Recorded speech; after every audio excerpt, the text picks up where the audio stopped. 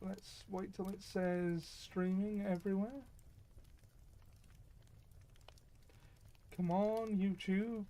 You're the only one holding out on me. Still says sending data. Stream, damn you. There we go. Hello everyone and welcome back to Tome Raider. I'm Ollie, I'm here with Dan. How you doing, Dan? I'm well, thank you. How are you? I'm good, and this week we read Animorphs The Encounter by K.A. Applegate. Or Car Applegate, if you... Cat it Applegate. just always... it strikes me as it should be Car, not K.A., but it is K.A. Yeah. I watch too much sci-fi at times, because I've also almost called her Kai Applegate at one point, which That's not a is the bad highest name. I rank. might use that in a book. Well, Kai is the highest rank of religious office in the Bajoran faith. That one can be appointed to in Star Trek.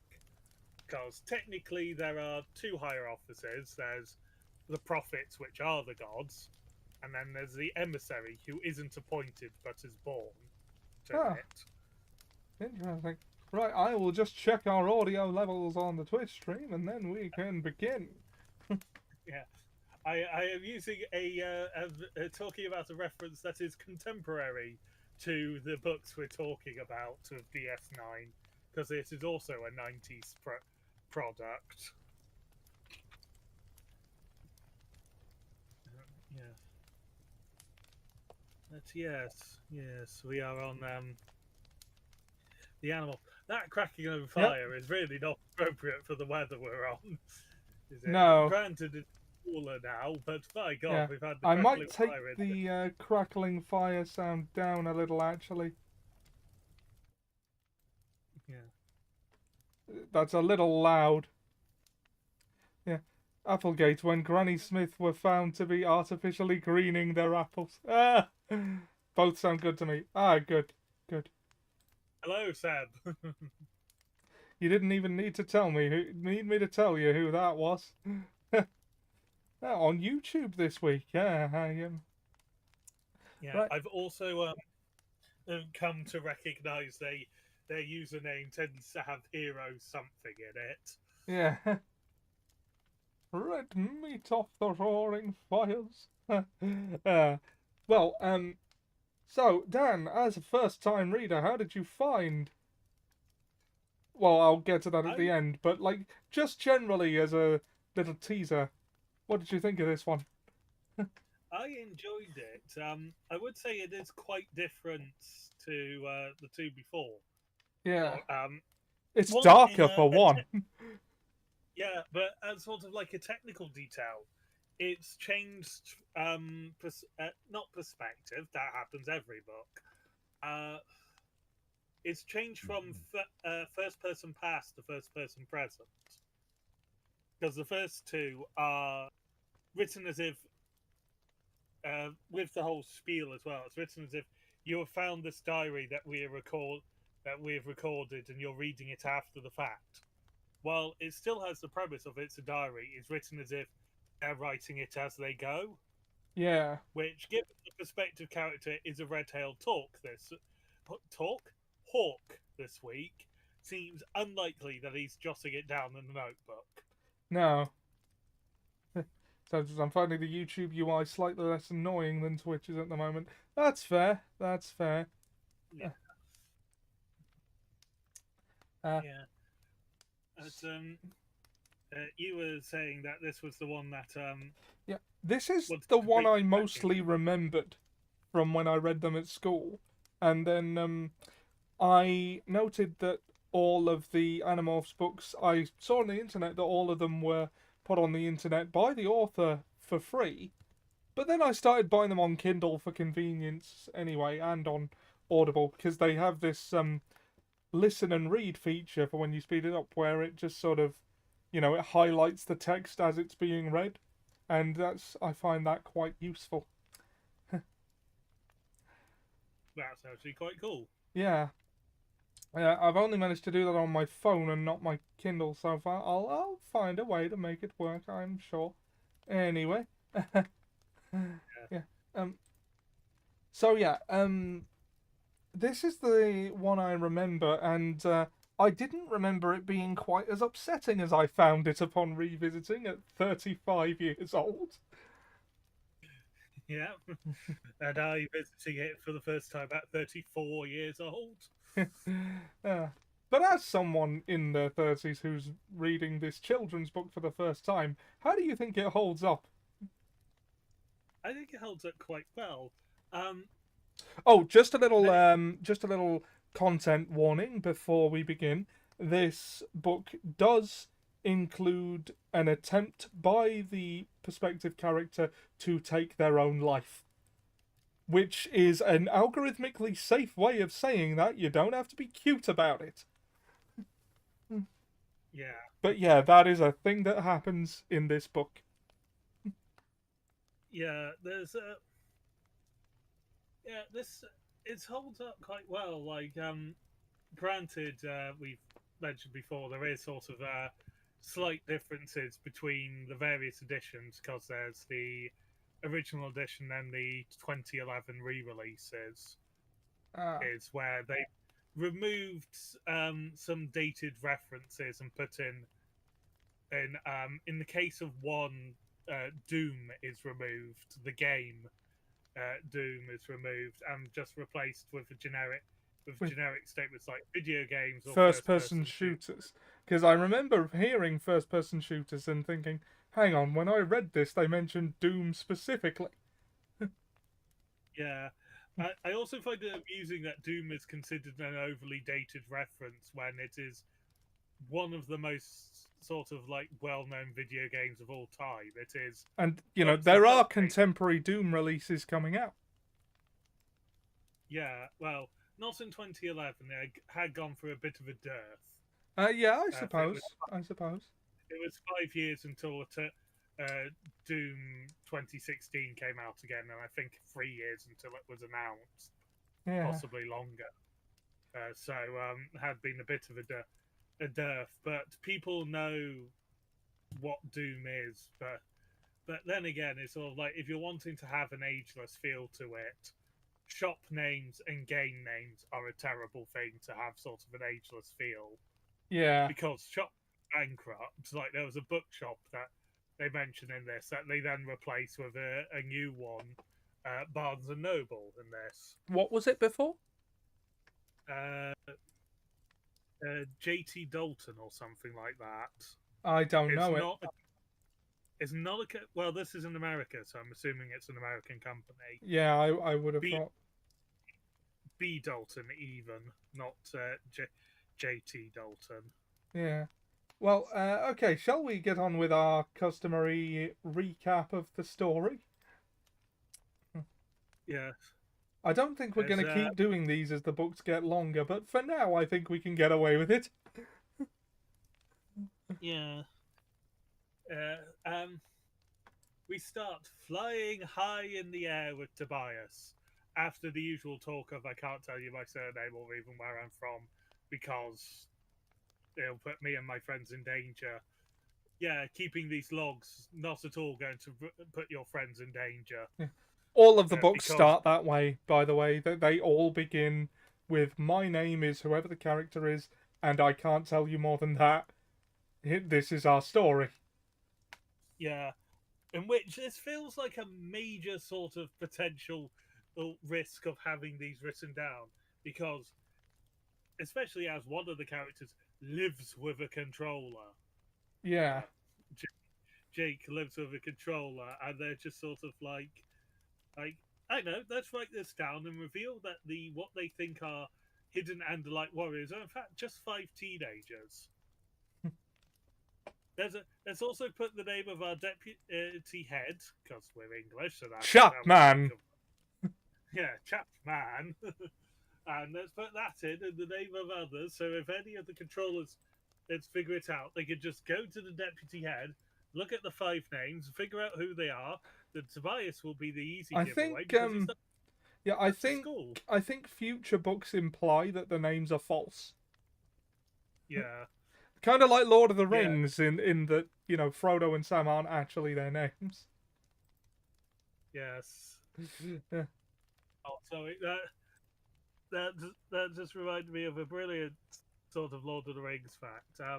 Go on. Celebron, uh, Celebron, Galadriel's husband, Yeah. his name in one of the Elvish dialects, the one beginning with Q, because I cannot pronounce the names of the dialects, but his name is Teleporno in that Elvish dialect. Ah! Yeah. Yes, it's spelled like it as well because it's Teleporno.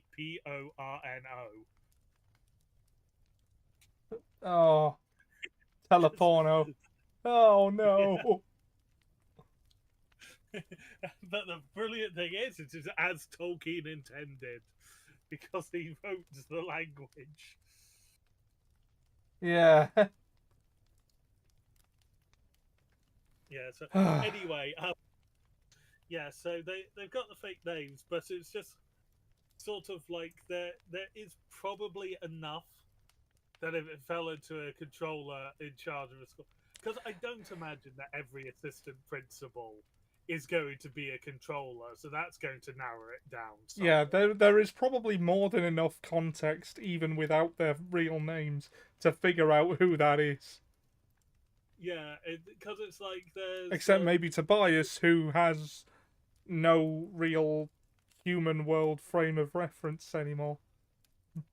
yeah, but a kid who was also mysteriously vanished from the school, does not have sort of a happy home life, is also probably relatively identifiable. Yeah. Or when you just, well, this one's just left, and this girl here was friends with my daughter for quite a while, and is cousins with this one whose older brother is a controller.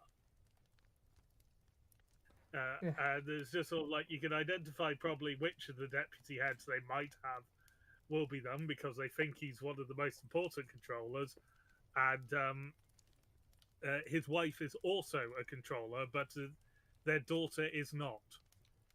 Also, they both suffered a case of post resistance at the idea of assimilating the daughter. Plus, one of them had a cat that is quite possibly an Andalite bandit turn up. It really does narrow it down quickly, and will then probably get them eaten. Yeah. Frankly, they even if they can't narrow it down as to who the humans are, getting this early would reveal that it is in fact humans rather than Andalites they're dealing with, which probably means that Visitor Free will not be as worried Yeah. because there are not actually any Andalites going on and they don't have any plan. They're just It is finding out. it is later implied that what Vista 3 actually wants to do with them is give their bodies to trusted lieutenants, because the power to morph is quite useful. Yeah, they'll have to be incredibly trusted lieutenants if they're willing to give a body as powerful as their own Hmm. to them. But yes. Anyway, we got quite got off because as far as we got into the story is we're in the air with Tobias. Yeah. And okay, it's established that he still knows how to read. Like, the human brain is still in there even with the hawk brain, so he still knows certain things. He's starting, and this is the first sign that things are getting troubling, he's starting to forget what he looks like. Yeah, I will say there's a slight mishmash between uh, these covers, the 2011 covers, but not the latest covers, which are this year. For this, as he describes himself as blonde, and he is indeed meant to be blonde. He's been described as blonde throughout. But basically, Well, all the artwork of him that comes out at this point, he has black hair. yeah. I mean, he Yeah, so looks. I mean, he looks like a young Peter Petrelli from Heroes, like as a well, teenager. That's a dated yeah, reference. Can you tell I'm yeah, fucking old? Yeah, it was just sort of like, oh god, I remember when that was coming out and was like the freshest thing, Yeah. and people thought that was a J.J. Abrams, wasn't it? No, Heroes. no. Tim Kring was Heroes. Okay. J.J. Abrams was Lost, which was airing at the same time and had a manufactured rivalry by fans with it, despite the fact that the two shows were nothing alike. Yeah, it was still a time where we thought J.J. Abrams could do no wrong. So, yeah, there's still the optimist out there who says he can't. It's Rain Johnson's fault for how the Rise of Skywalker ended up, and it's like, no, that was just JJ listening to fans and proving what most of us knew by that point is you J.J. never Abrams, listen to fans. Oh, and also you know, that J.J. Abrams, in fact, has no idea what he's doing a lot of the time. And Seb isn't here for when we mentioned Lost and Heroes. And J.J. Abrams in general. But yeah. Anyway, Tobias, how far in are we in? Okay. And for the third time, Tobias is flying high in the sky. Yeah. Because he has plotted a daring rescue of a fellow red-tailed hawk from a 3-foot by 3-foot cage, who is being kept by a used car salesman for Dealing Dan Hawk is the name. For part of like their price slashing adverts for TV. And in a situation that doesn't make much sense, there is a live advert going out. Yeah. Which isn't a thing as far as I'm aware. Like, I'm not sure it ever was. Yeah. But also the keeping of the hawk would just be illegal full stop up at the time. And this is under a thing I looked at for like the differences that they have recorded for it, and it is specifically mentioned in later versions his illegal keeping of the hawk is a lot of why they're doing this. Most just seem to think that the hawk is a prop, not an actual hawk in the adverts. But anyway, a live advert is going on, and Tobias decides this is the perfect time, having seen the code on the padlock be entered when the hawk was fed, to break the hawk out. Yeah. So he's doing this on live TV. They're trying to start shooing him away, and he's able to work the bike lock mechanism, and he reads the code from a distance because he's a hawk. Yeah, but also a human. Yeah, and he's doing this, and there's someone coming up to him and with like a metal pipe to beat him away, and he speaks to Rachel, or is just sort of like, "Now would be a good time to help if you gonna," and she's like, "Sorry, like I missed the first bus. I got here since time." Now, this tells us something. Rachel must be morphed because she replied in thought speak. Yeah. And we learn she is. Because she's stamping on convertibles as an elephant. To provide a distraction for breaking a hawk out. To be fair, that is fairly distracting. Yes, to be fair, it's a fantastic distraction. Yeah. And probably lets her work out some of her frustration as to what's going on at the moment. Because, a former close friend is now stuck in and believes her parents don't love her anymore. But it's a distraction. And then it's sort of like the police are coming to that, and Tobias hears it and then thought speaks to her. Quick, the police are coming. It's just like, get ready. She's like, "Do you not think I heard them coming? Elephant ears." Yeah. Seb says, to be fair, stamping on convertibles as an elephant sounds very cathartic.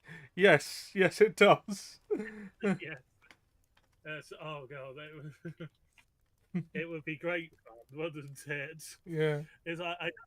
Is just the sheer ridiculousness of it, though. It's one of the appealing features of the Animorph series because it just goes ridiculous.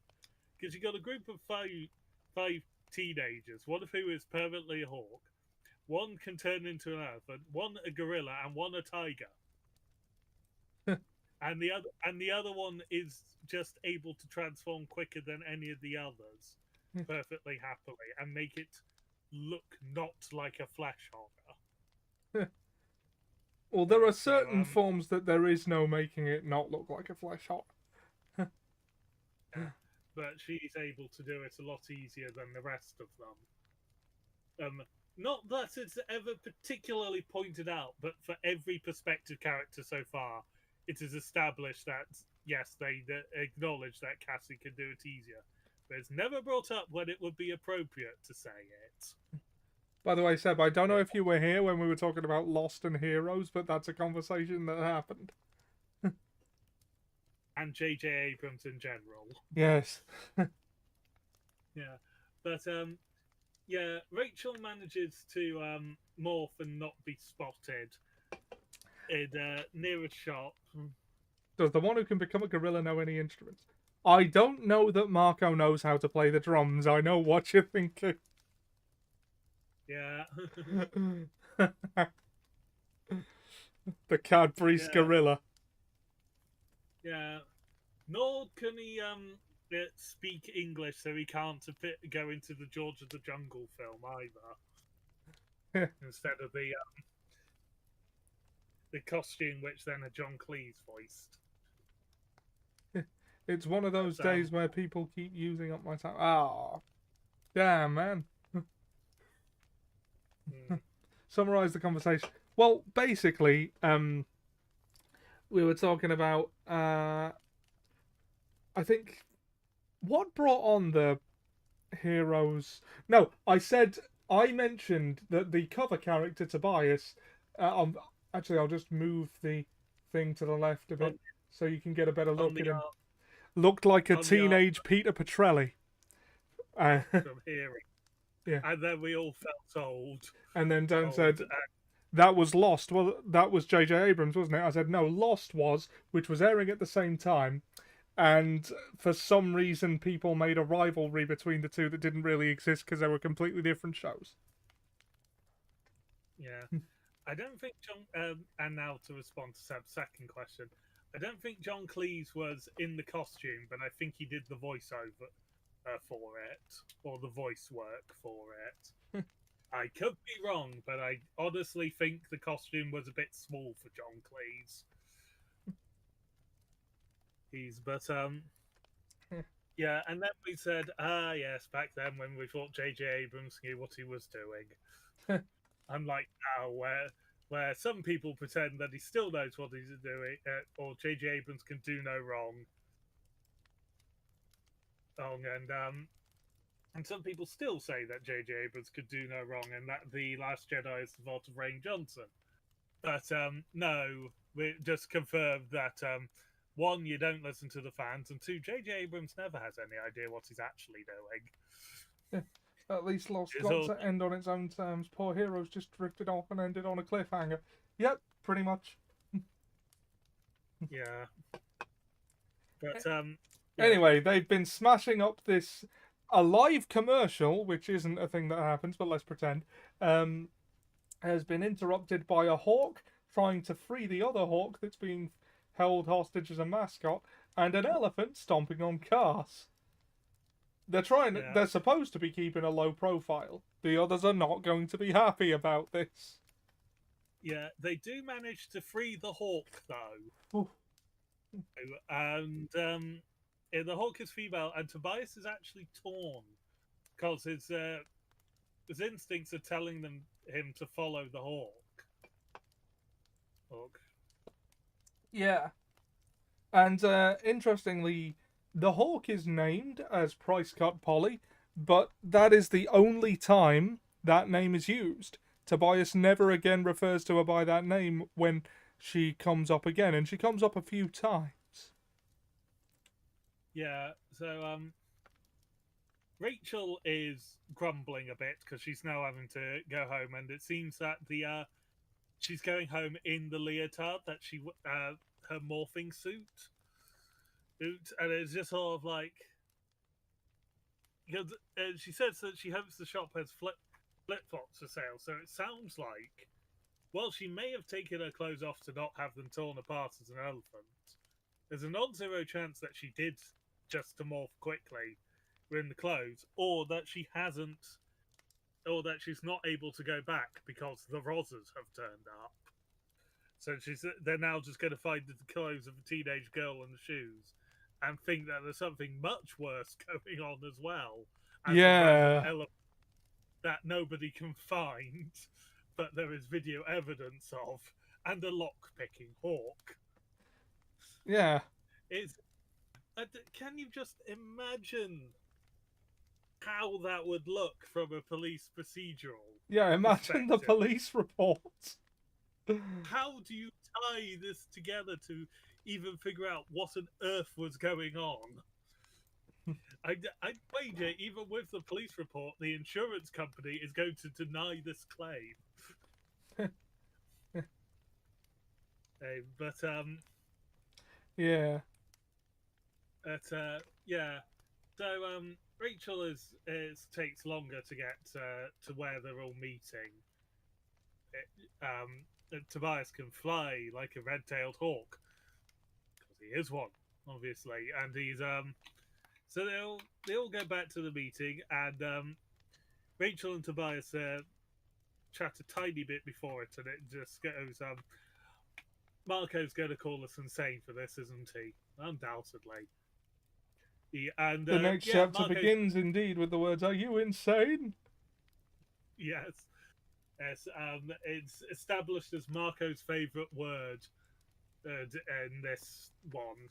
They say insane, Marco's favourite word. Yeah, And to be fair, he's used it a fair bit in the first two, and he uses it even more in this one.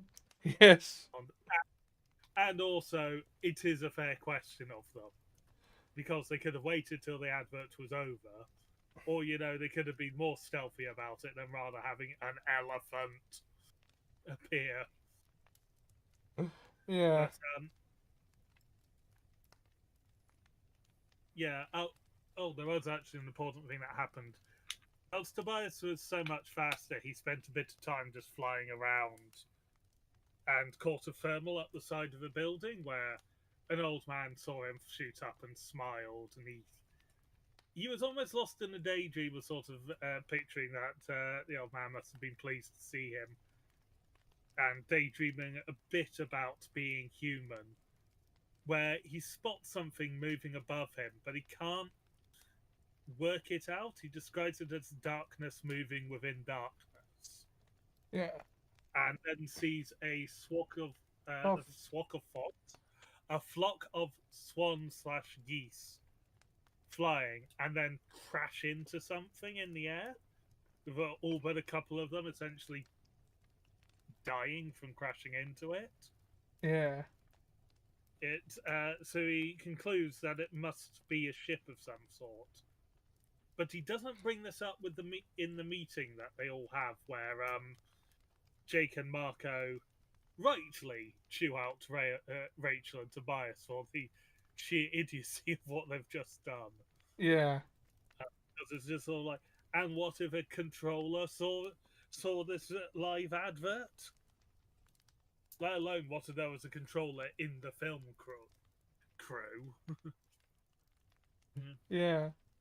Um,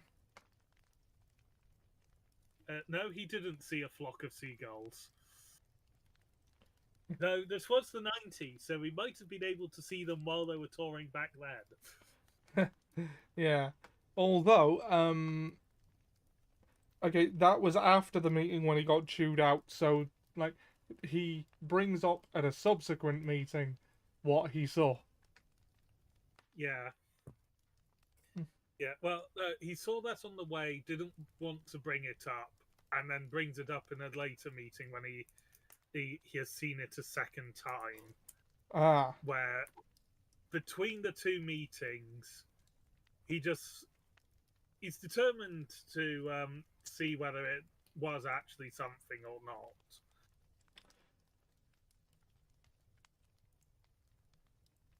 Yeah, and he spends the day being a hawk. That night, he returns to his quote unquote nest, which is basically he lives in Jake's Jake's attic. loft. Yeah, which I'll be honest, of all the ones to do it, that is probably the worst choice because there is a controller in there and living there, and it just might get suspicious, especially if Jake ever actually checks on him. And Tom is talking to a bird as if they're actually having a conversation. Yeah. Like I would have thought like just hanging around Cassie's would probably make the most sense, as there's already a lot of animals there. But no, they went with Jake, and it's during sort of this day, like that night into the day before they have their next meetup, that we truly begin to see that Tobias is struggling beyond just like not remembering his appearance as a human. Like he couldn't remember the color of his eyes. Yeah. On this, but we see him. He's sort of battling against the instincts of the bird. Like he gets snuck food and He. there's like string bean potatoes and a bit of burger meat, and he can only eat the meat because bird. But it's not satisfying because it's cold and dead, and he feels the craving for warm, fresh meat. Yeah. He wants Meat, live meat. yeah, and like he's been given a drawer with like a blanket in it to sleep in, but it's a hawk. He sleeps on the branch, Yeah. and sort of like the battle of the human mind now trapped in the permanent bird body with a bird mind also in there to an extent. Yeah. And also the second time he's out to scout the ship, I think that's when he sees the other hawk for the second time. Yeah, that's the first time he sees the other hawk in the wild. Yeah. And And he wants to go with her. again, the pull is there to just sort of abandon it all and to go with her. And he manages to pull himself back from it, but it's not easy. And he again finds the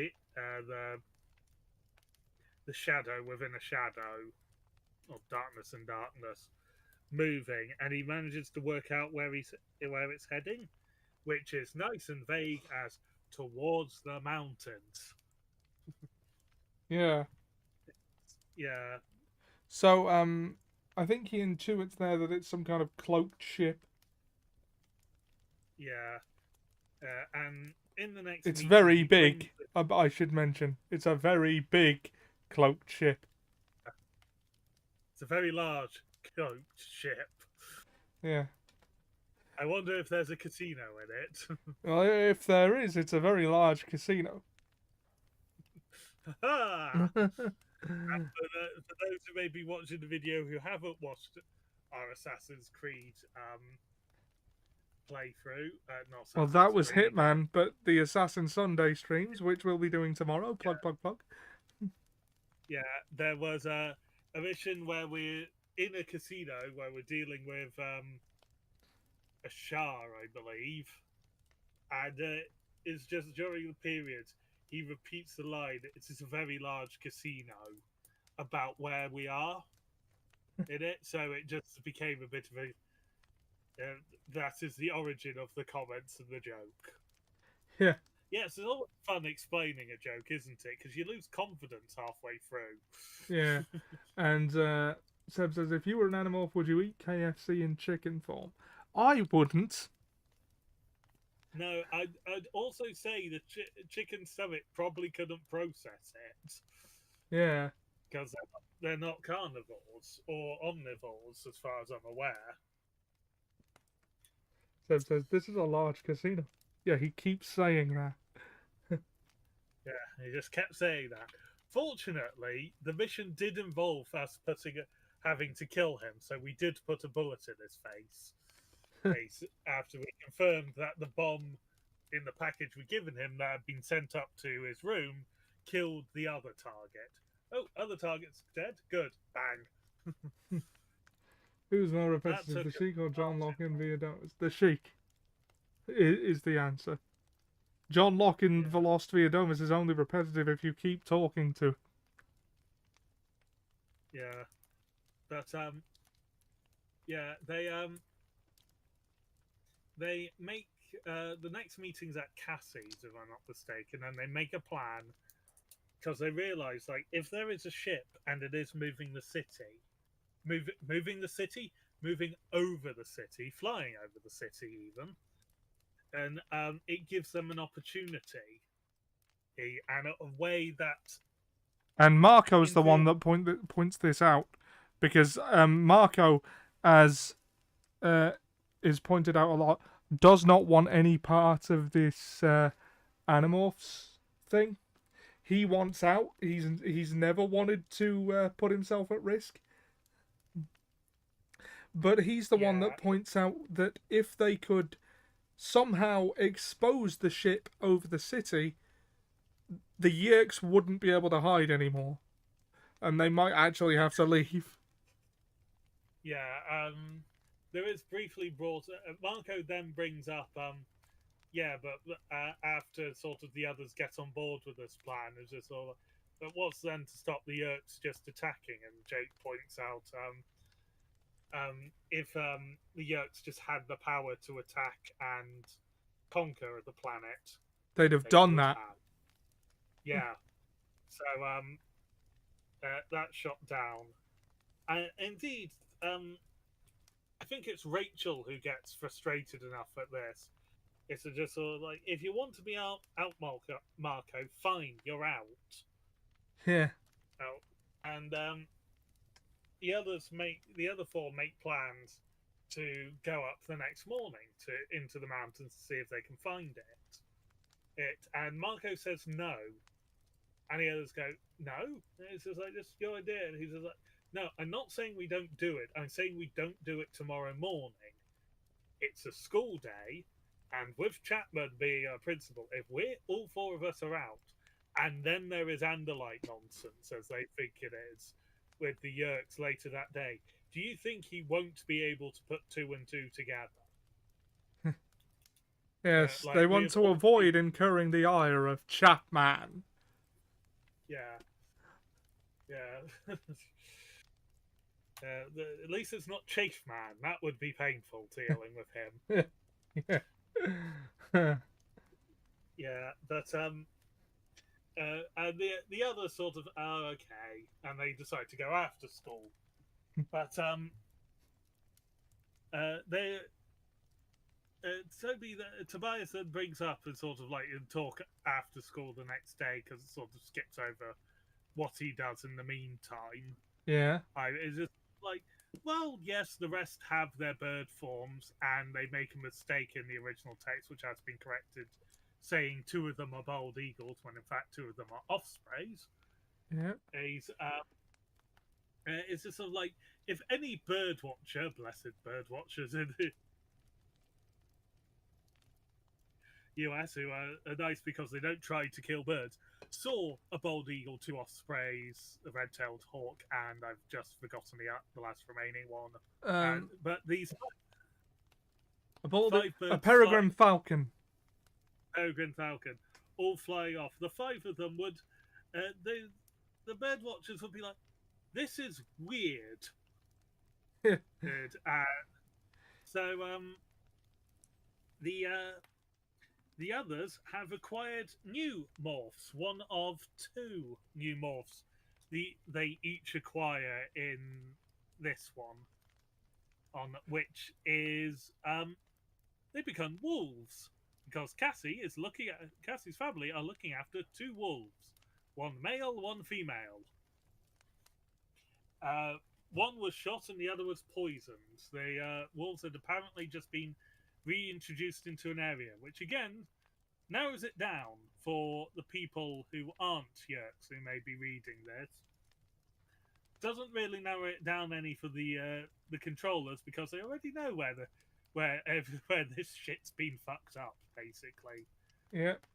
Since it didn't Han Solo own the Peregrine Falcon. No, you're thinking of Craig David. Yeah. Han Solo's Falcon was a millennial and therefore completely useless for his purposes. A long-standing, a common joke on Mock the Week is that the Millennium Falcon is in fact the Millennial Falcon. Also, we are millennials, so we're allowed to make the joke. Yes. And as we have already stated our ages earlier, this is your reminder that the youngest millennials are approaching 30, and the oldest are in their 40s. The people you are complaining about are Gen Z and lower, but you're calling them millennials because you don't understand that is not. You don't move from like millennial to baby boomer as you get older. Yeah, it's not like teen to adult. You don't go millennial, baby boomer. But yeah, so they're on their way. There's now 4 wolves just doing it, going along as well, and Marco is grumbling because Marco lost a coin flip to determine out of he and Jake which one would become the male wolf and which one would have to be female. Because this is based upon I believe at the time still accepted, but since debunked science, that wolf packs have a male alpha. Yeah, they don't. Just to get that out there, yeah. The same scientist who did that study later refuted it.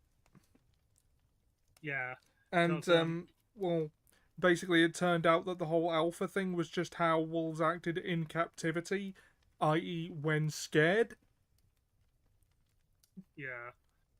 Yeah, and it's also like the entire study was done in animals in captivity. So when additional studies done, I believe by the same person, studied ones not in captivity and it didn't match. That is how this thing came on realistic like pack dynamics. I think are the oldest mated pair are in charge. Yeah. Or the oldest but able. There does come a point where the oldest ones are not as able to hunt and to protect, so they then yield to the next. Generally, it's down the family unit, but younger ones do also leave, form their own wolf packs and mix with other packs because otherwise you'd get some very weird wolves within only a couple of generations. Yeah.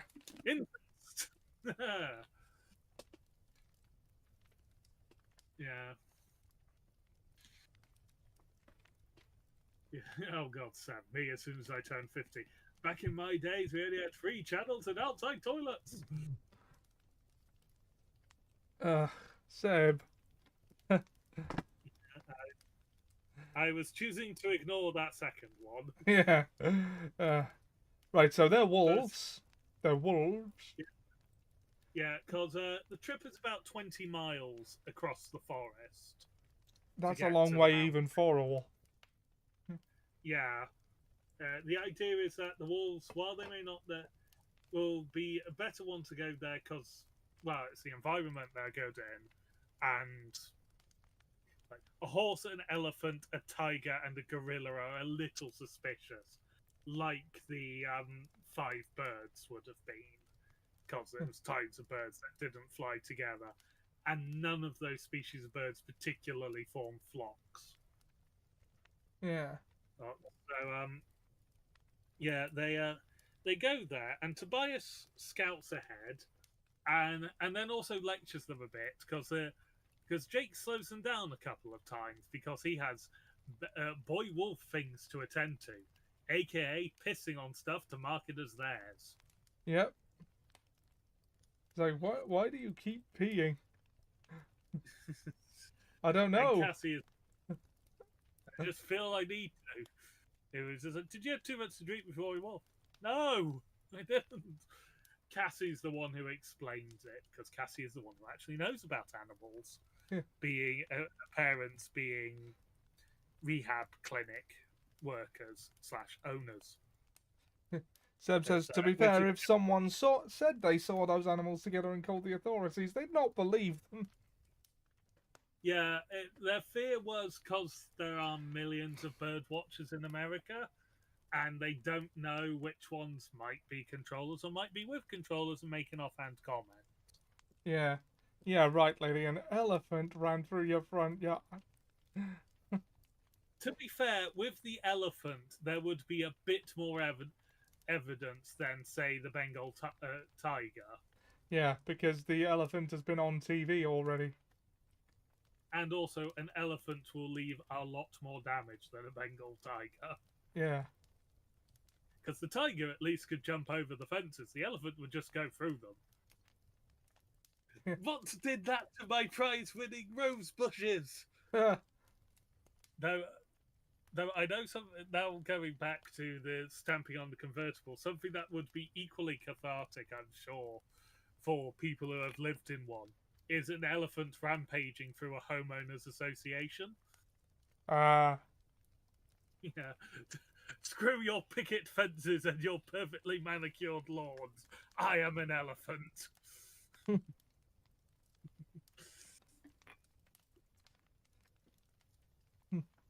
They're playing the elephant song. And then, yeah, so I go on there. We go on this, and Tobias flies ahead because he is bird quicker, not having to stop to piss on everything, not having to stop for the random ow moment that they all start howling. Yeah, they do. Yeah. Yeah. Cassie explains about the behavior through thought speak, while also as Wolf still howling, which is just an amusing image to me that you're hearing someone being matter of fact in like telepathy while their body cannot stop going. Whoa! Yeah. Yeah. But Tobias flies off as he's quicker and doesn't have all this nonsense to put up with. And he gets ahead and he's looking around and he's thinking, okay, maybe they're not coming. And then something unusual happens. Vehicles come up and disperse armed men, not armored men. Vehicles have the park services registry and all of that on it, and they're rounding up people and getting them out of the area. There's only 2 people they have to round up near a lake, but rounding up, get them out, and yeah, and the bias is sort of, this isn't normal because they're wielding machine guns, which I don't know whether that's because they're actually wielding machine guns, which seems unlikely, or confusion as to the different sort of nomenclatures around weaponry. Because a machine gun is normally a bipoded or tripoded weapon that requires bracing, and generally is like one person will have it in a team, and it's a heavy weapon, as opposed to what it might have been, which would have been an assault rifle. Yeah. Which is the standard military gun. But also, I can see the Yerks going, no, we will give them the biggest gun that they can carry for every one of them. Which I don't think the Park Service is armed to the teeth with either type of weapon, honestly. And Yeah. also, given that this is in the forest and the mountain area, it wouldn't be the Park Service answering, it would be the Forestry Commission. No, I suppose not. Yeah. But who knows, maybe is could have been sort of, they didn't say it was, but it could be a park, so they're like classed as a park area like Yellowstone owned. So admittedly, if they said it was Yellowstone, then it definitely locate for any person who isn't visa free where the hell all of this is going on. So yeah, possible that they don't say it's a park, but it is actually a park. As part of the how it's recorded. Uh, so all these people have been moved, and then a couple of helicopters turn up, and Tobias spots that out of the helicopters are coming some hawk bajaw. Yeah. Also, fun. That confirms the Yerk theory. Not that Yeah, it wasn't already, but yeah. yeah. Oh, So, to be fair, wielding machine. For some reason, something I could hear Danny DeVito or Jason Alexander complain about. yeah, yeah, yeah,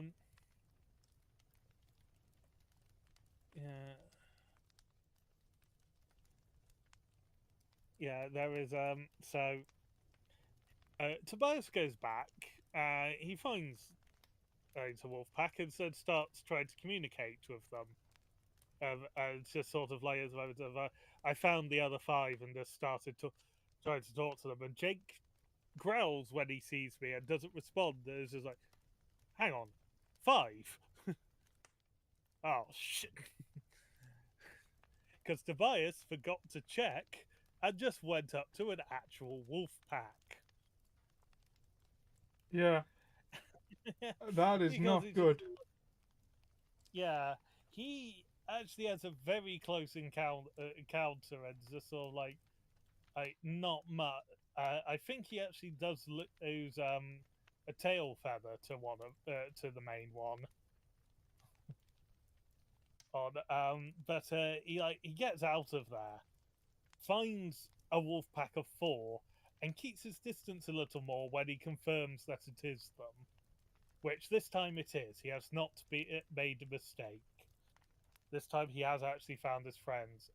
He tells them there's some suspicious activity going on in a lake nearby, and Jake goes, "Yeah, I can smell water and people." Um, oh yeah, earlier Cassie demonstrated the morph because they tested this one first, and she did it very quickly. She had a bit of trouble subduing the mind, and the rest were sort of terrified because up close, wolf teeth are terrifying. Yeah, I was like, yeah, I don't blame them for all standing very still in those moments. And she also determines that Rachel had bacon earlier in the day, despite the fact she said she was going vegetarian. busted. Yeah, and Marco makes an offhand comment of, "Oh, I'm glad I wore deodorant today." Yeah, yeah. That wasn't Yeah, me, was so it? The moops. Oh, I know the card says moops. See? yeah, as opposed to the Star Trek monster, the Moopsie, which is a creature that Visa Free would acquire as a morph. Yeah. Of course, it's dangerous. The Moopsie drinks your bones, yet looks incredibly cute Ah. until its mouth opens much wider than it. Its mouth opens wider than its body, and then it bites you and starts drinking your bones. Wolf Teeth. Isn't that the organisation that's against fascist wolf? That's a reach even for you. Yeah, I am laughing though. Oh. Well done on the effort that went into that. Yeah, credit for trying. Yeah, No. but Is that funny? It's funny. Like, there are no good puns. The art of a pun is to be so bad it goes full circle. yeah, but the ship uh comes down and decloaks, revealing itself, and it is massive. And Tobias, because they now moved up, and Park Ranger seems unbothered that a pack of wolves just seems to be wandering nearby. Yeah, I and sort of dismisses it as normal wolf behavior. I'm assuming that's the human brain that the Yerk is able to interpret that, yes, this is normal. This casual pack of four wolves, surprisingly close to humans. yeah, And so, methinks this park ranger is not necessarily the brightest. maybe not. Because, yeah, you definitely want to at least alert someone else so you're not alone. Because while wolves do not normally pick on humans, if they're hungry enough, They will. I mean, they can. yeah, they're granted they're not like bears where if you suddenly find yourself near There are one, two E's you in Yerk, by the way. yeah yeah just for these ones in Animorphs, Yerk is double E, Yeah, Yeekrk, yeah, Yerk. But yes, but they're also looking, and Tobias is sort of like, try to act natural, but look up and don't stare too much because the ship is massive. Like it gets compared in size to two US states and skyscrapers.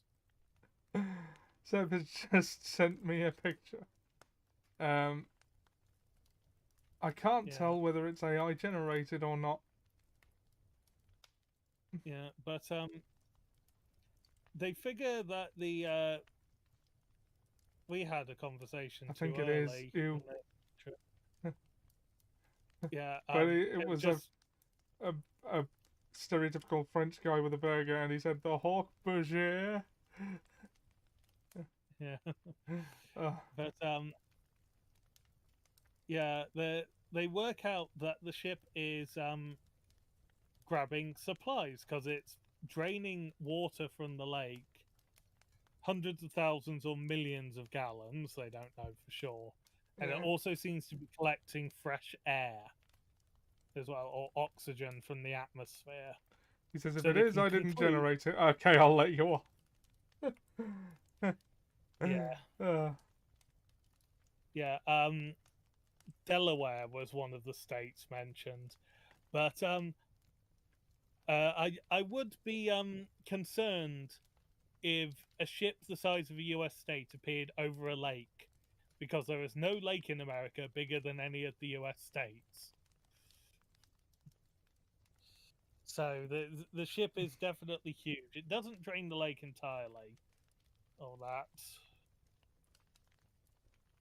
and yeah, it's after this they decide, okay, we need to get away, and they start to do that, and because they're running out of time, so the others need to unmorph, or they're going to be trapped as wolves, which is a problem because they've run into the other wolf pack, and Jake is now in a battle with the other leader of the pack.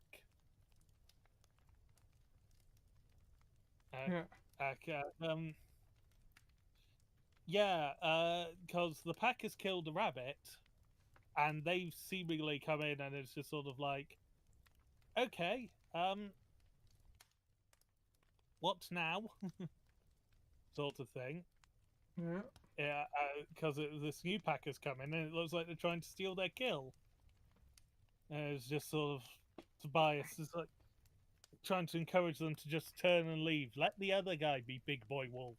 yeah. And it's just sort of like, no, and Cassie's like, fortunately we can't, because if we show submission, they might attack anyway. So Yeah. Tobias is like, this is just over the rabbit, yes? Yeah? Okay, right. And Tobias dives in as a hawk, picks the rabbit up, struggles to get off, almost gets eaten by this wolf for a second time in an hour, and the others manage to run away. And he gets away. Yeah. And running out of time, he goes to find like how long they've got. It turns And out, um, they haven't. yeah, from the clock he sees, it says that it is 7 minutes past the time limit. He flies to them as quickly as possible, basically shouting in thought speech, change back. Morph now, motherfucker. Yeah, basically. And when he gets there, he tells them they don't. He doesn't tell them the time is gone. He's going to see if they can morph back, and he tells them, "Now you're basically out of time." I'll have to go now, but I'll And try and check out the rest later. All right, Seb. take care. Thanks for stopping by. Have a good one. Yeah. And they're turning back, and Cassie, being the most gifted morpher, is already halfway back to human by the time the others start to show human traits. Yeah. But Well, it is the way that he words this is they ask how much time do we have, and he says none. yeah. So they start to push back, and it is as Cassie is transforms quicker than the others, and then This is actually quite a tense scene. yeah, she is halfway back before any of the others show signs of even starting to transform, and it is a bit of a horror show. Like Marco gets a human head, but it's still just wolves at that point. Rachel just has human hands, and Jake is sort of changing, but like no single part is fully human or fully wolf, sort of thing, and it is visibly tough on them. Like they seem to be in pain, and it is a lot of work for them. Cassie manages to transform completely, relatively easily. Again, she is the most skilled of the morphers, so Yeah. even with the added difficulty, she would probably still have been quicker than just a normal morph. Yeah. Or for the others.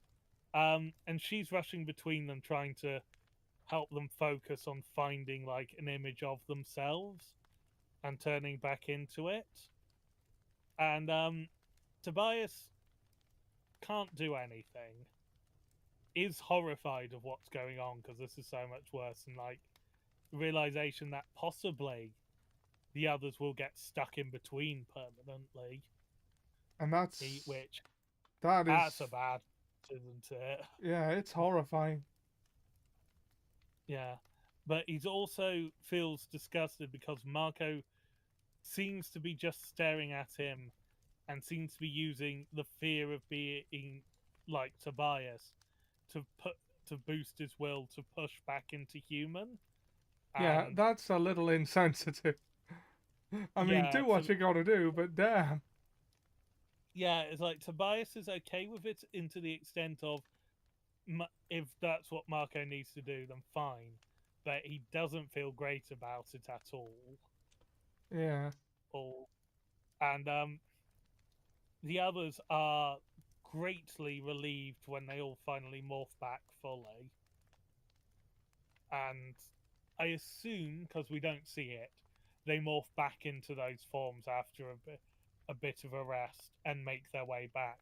Because the next thing we see, they are at the meeting, which is actually then when they talk about getting on the ship and disabling its cloak and like how they can get onto the ship. Which is if like Tobias does some scouting, the idea is they'll get on as fish. Yes. By going up the water intakes, and they discuss how like the Yerks must need supplies, as like they can't just manufacture air and water like on Star Trek, which, as we discussed earlier, was actually a completely contemporary reference. that, unlike Doom, is consistently the sort of like, because Star Trek is always rerunning basically Yeah, since the TNG era started. It's been hard for Star Trek to not be on TV because it's still such a big puller for certain networks.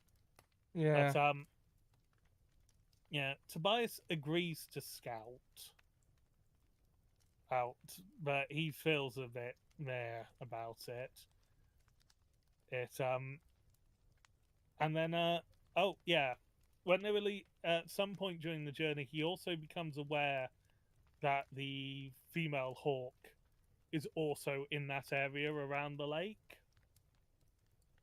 Does he does get distracted for a moment by that, but not enough that it actually impacts anything going on with the others. Like this wasn't like on his way back to tell them they have no time or anything. no. He goes, gotta warn my friends are out of time. Ooh, girl, no, warn friends. That doesn't happen. No, I think that would probably um well, I don't know, it would probably damage the tension somewhat. Yeah, yeah, but it is sort of the thing that is likely to happen in actual teenager. It's gonna all go crush, gotta warn. But or Ferris Bueller's Day Off. He's like, gotta get home to pretend that he was home all day sick. Oh, two attractive ladies sunbathing in their garden that I've just run through. Go back, introduce self. Oh no, I've got to run. Yes. Anyway, 80s movie aside over. Uh, so Tobias goes out, and it's revealed that Rachel also has a gymnastics performance later. Yeah, she doesn't Uh, want to do it, but that's she has to, yeah. and Marco teases about going, and Rachel threatens to stomp him into a paste as an elephant. And or it's implied that by either Rachel or Cassie that that will happen if Marco goes. Those so Tobias goes out and he it gets dark suddenly, like after having been dark, Yeah. lightening up a bit. It goes straight into some quite dark because Well, the others being so glad to not be stuck as an animal is good, but it weighs on him because yeah, I mean it it's too makes late for him. yeah, it makes him feel like absolute shit, which sort of makes complete sense, really. Yeah. Now he does go and visit Rachel between then and now, where she does. Um. Wait, no, that's after this. That's after this. He does visit Rachel twice, and Yeah. uh, I think the first one is actually where we said about the meeting, Yeah. which was actually after the wolves. Yeah. But so And the meet, oh, I uh, should mention, Rachel has a picture of human Tobias, which he didn't know she had. yeah, this one does a lot to sort of reinforce the idea that there is a mutual attraction between the two from before all this happened, and that the fact he is a bird does not seem to have actually dampened it on either side I to an mean, extent. He still cares about her, and she seems to care more about him now than she did in well, the last book. Perspective, I think it's because she knows he needs someone at this point because he's yeah, about as alone as it's possible to be. yeah. So yeah. So he had visited before they went to the mountains, and then the meetings about getting on board and decloaking the ship were after they visited the mountains, and then they're going to this, and Tobias, while feeling shit, the hawk sort of takes over for a moment, Yeah. and he hunts and kills for the first time, and his human mind Is does not take this well at no, all. his human mind is repulsed by what he's done, but the Hawk mind loves it. And the human mind is also, I think, scared that he is losing what little is left of his actual self, his sense of self. Yeah, And he goes, because he knows Rachel's doing the side, he goes, he needs to see her. Like, she's the only one that sort of still understands. treats, understands and still treats him well. It's hard to describe what I'm trying to get at, Uh, i.e., sh- words are failing me yet again. She's the only Uh, one that still treats him like himself, I suppose would be a yeah, way of saying it. yeah. So he pegs it to the mall where she's putting on this as part of this demonstration. As like he's going, he says like 80 kilometers an hour when he gets to the doors, and someone opens it, so he gets in. And he's just flying by, and this is where they're listing all the shop names and just sort of like a world he used to know, Yeah, sort of thing. And like within a few seconds, he's at the center where this display is going on, and he basically collides with Rachel and is thought speaking, and she says you shouldn't be here. Yeah, and this is sort of like he's thought speaking at her. What's yeah. It's gone like on? I well, he tells her I killed, Yeah, and yeah, and that he's she can't. losing himself. Yeah, she can't at this point actually do anything to help though, because she can't thought speak back. She can only talk, and that's not gonna help at the moment because that could just get Rachel sent off to be tested for being a loon and because the bird.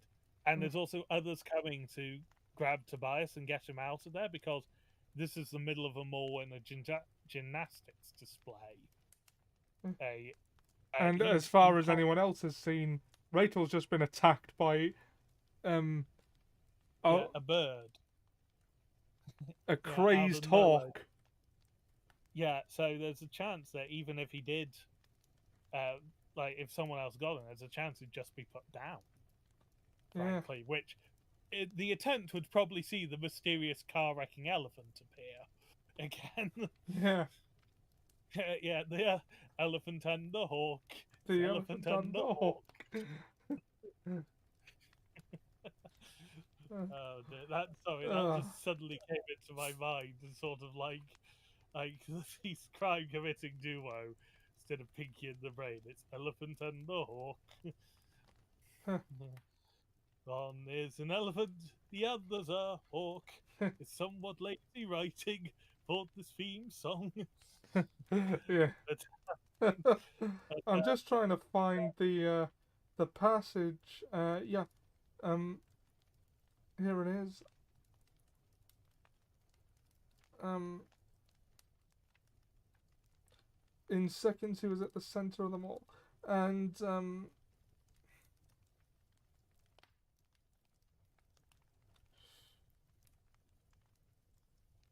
Okay. Yeah, the shops named are the Gap Express, the Body Shop, Easy Spirit, Mrs. Fields, Nine yeah, West, Radio Shack, Barnes and Noble, which you said was an updated version, Benetton. yeah, Yeah, yeah. So some of those will not be in the UK. Radio Shack, I think, is possibly closed down or at least become a lot smaller and less ubiquitous. yeah, That's from my gathering via US pop cultural references in their sitcoms that I've seen. Not that I've watched a new one in 8 years or anything. But yeah, but Rachel manages to, while Tobias is panicking, He essentially throws him off so he can get out of there, making it look like she's just trying to get him off of her, the bird off of her, and but giving him a boost so he can fly. And Un- he's oh, oh, is it? Unfortunately, he flies straight up towards a window, intentionally. yeah, yeah, his human mind and its panic combined with the bird's instinct to go for the nearest source of light and sort of like sign of the outside does lead to him consciously going towards a window and accepting that the window is closed and it's going to be like a wall when he hits it at the speed he's going Yeah, until he sees out the corner of his vision and a familiar face suddenly appear, throw something, and then the window shatters in front of him shortly before he shoots out of it. And Marco had luckily ignored Rachel's implied threat to turn him into paste via the medium of elephant. and And also just happened to bring a baseball and a bat, or well, he found one. I don't know. It's yeah, pretty. I believe it's implied that he threw it, which suggests he is several floors higher up than Rachel is, so is Yeah, nearer to it rather than having the bat. And given they're in a mall, there's a non-zero chance that you can find a baseball easily. yeah, On short notice. Is um, possibly nicking it off another kid or just happen to have it on him, which this is America, there is a non-zero chance. yeah, And it is less weird for an American to just have a baseball on them than it is for someone from England to have a cricket ball on them. yeah. That's Indeed, true. a closer analogy would be an English boy having a football on them, which in the 90s was a lot more common than it is now. Yeah, Or yeah, because I remember a fair number of the kids I went to school with would regularly have footballs on them. yeah, Um, hell, I walked home with a football once, and I hated the sport. yeah, I'd won it in a raffle. I couldn't actually get rid of it. Yeah, like everyone I knew who was into football already had plenty, so it was just like, great, I'm stuck with a football. yeah. Or yeah, but yeah, but this yeah, it's dark because Tobias is sort of almost welcoming death rather than loss of self. Yeah. You know, always does seem to be driving towards it because, like as he said, it's going 80 kilometers or 80 miles an hour when he approaches doors that he can't open. They're not automatic Well, the doors. way he words it in the book is that that he hopes to hit something and wake up. Yeah, he is definitely sort of like he's in the nightmare. He thinks he might be able to get out of it, but that is not the case. Um, but he spends the next few days because they've agreed to do the plan at the weekend rather than out of school because they need time to get there, be able to switch between the morphs and acquire the new morph and then get into the water. Yeah. And Tobias spends the next few days just living as a hawk. Yeah. Hold on. Or like during I'm gonna read the last page of that chapter. It's half a page, really. The hawk in my yeah, head wanted the sky. It knew safety was up. It it knew safety was up in the high blue. The hawk powered straight up at the glass. That oh, sorry, sort of zoned out there a second. Straight up at the glass that he didn't understand. The glass would be like a brick wall. But I couldn't fight it anymore. The hawk had won. I'd killed. I'd killed and eaten, and I'd loved it. The ecstasy of the hunt. Ecstasy. In a second it would all be over. One more stroke of my powerful wings, and the glass. Out of the corner of my eye, I saw a familiar face on the upper level. Suddenly something shot past me. Small, white, stitched. Crash. The baseball hit the glass just inches ahead of my beak. just where Marco had aimed it. Glass shards fell around me. I shot through the hole. Sky. The hawk flew fast and straight. I let it go. I surrendered. Tobias, whose face I could no longer remember, no longer existed. And yeah, for the next few days, he just lives as a hawk. Yeah, he returns to where he first hunted, and that becomes sort of his territory. And he hunts in some other areas nearby, but there are other hawks there, and he doesn't hunt often, so he doesn't get into a fight. And during the day, like the hawk, there is sort of comfort for not having to think, and the human mind is sort of suppressed a bit because the hawk is just busy hunting the whole time, because that's what hawks do. They have to spend a lot of their time hunting, but at night it is a more torturous existence, and sort of the human mind begins to push forward to the front again. As the hawk mind rests. Yeah. And it's on, I'm going to say, the Friday, because it's before the weekend. He is actually near the lake. His hunting is taking him out there.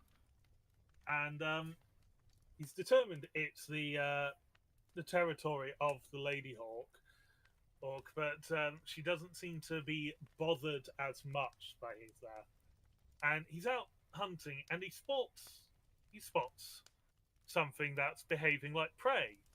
It's a biped, and it's making noises, and behind it is this is after he's seen the female hawk trying to nab a baby raccoon, and then back off because the mother's turned up. This is just going, yes, it's insane that like a baby raccoon's an ambitious hunt for a hawk unless they are starving. And no hawk's going to fight a full-grown raccoon, and he's worried about possibly pissing the hawk off because female hawks are about a third bigger than male hawks, according to him. So she's bigger than he is.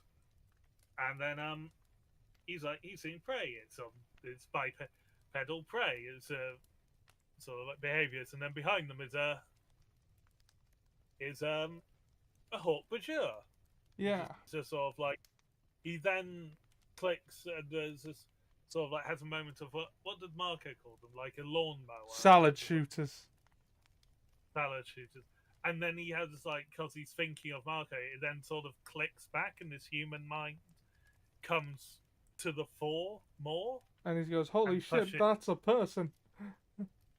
Yeah, that's a person. They should not be being hunted. And he decides to go against the logic that he saw in a moment of like, attacking a raccoon is an idiotic idea. I'm going to attack a hawk mature as a bird. He only had, and he goes for the eyes successfully. Yeah, and he does this, goes for the eyes, draws them away. The human moves, and then it skips forward a little bit to that evening, where he returns to Rachel's. He'd mentioned that Rachel has actually mounted a birdhouse by her window for Tobias, to basically for when he visits. Yeah, she nailed a little birdhouse there for him to land on. Yeah. He taps at the window, and she lets him in and tries to hug him because, well, it's been a couple of days. Yeah. And as soon as she establishes that he's all right, she sort of chews him out. It's like, what the hell were you doing? Yeah. Do you know how worried we've been? Yeah, like Marco said, you're probably dead, sort of thing. And we've been worried, and they do.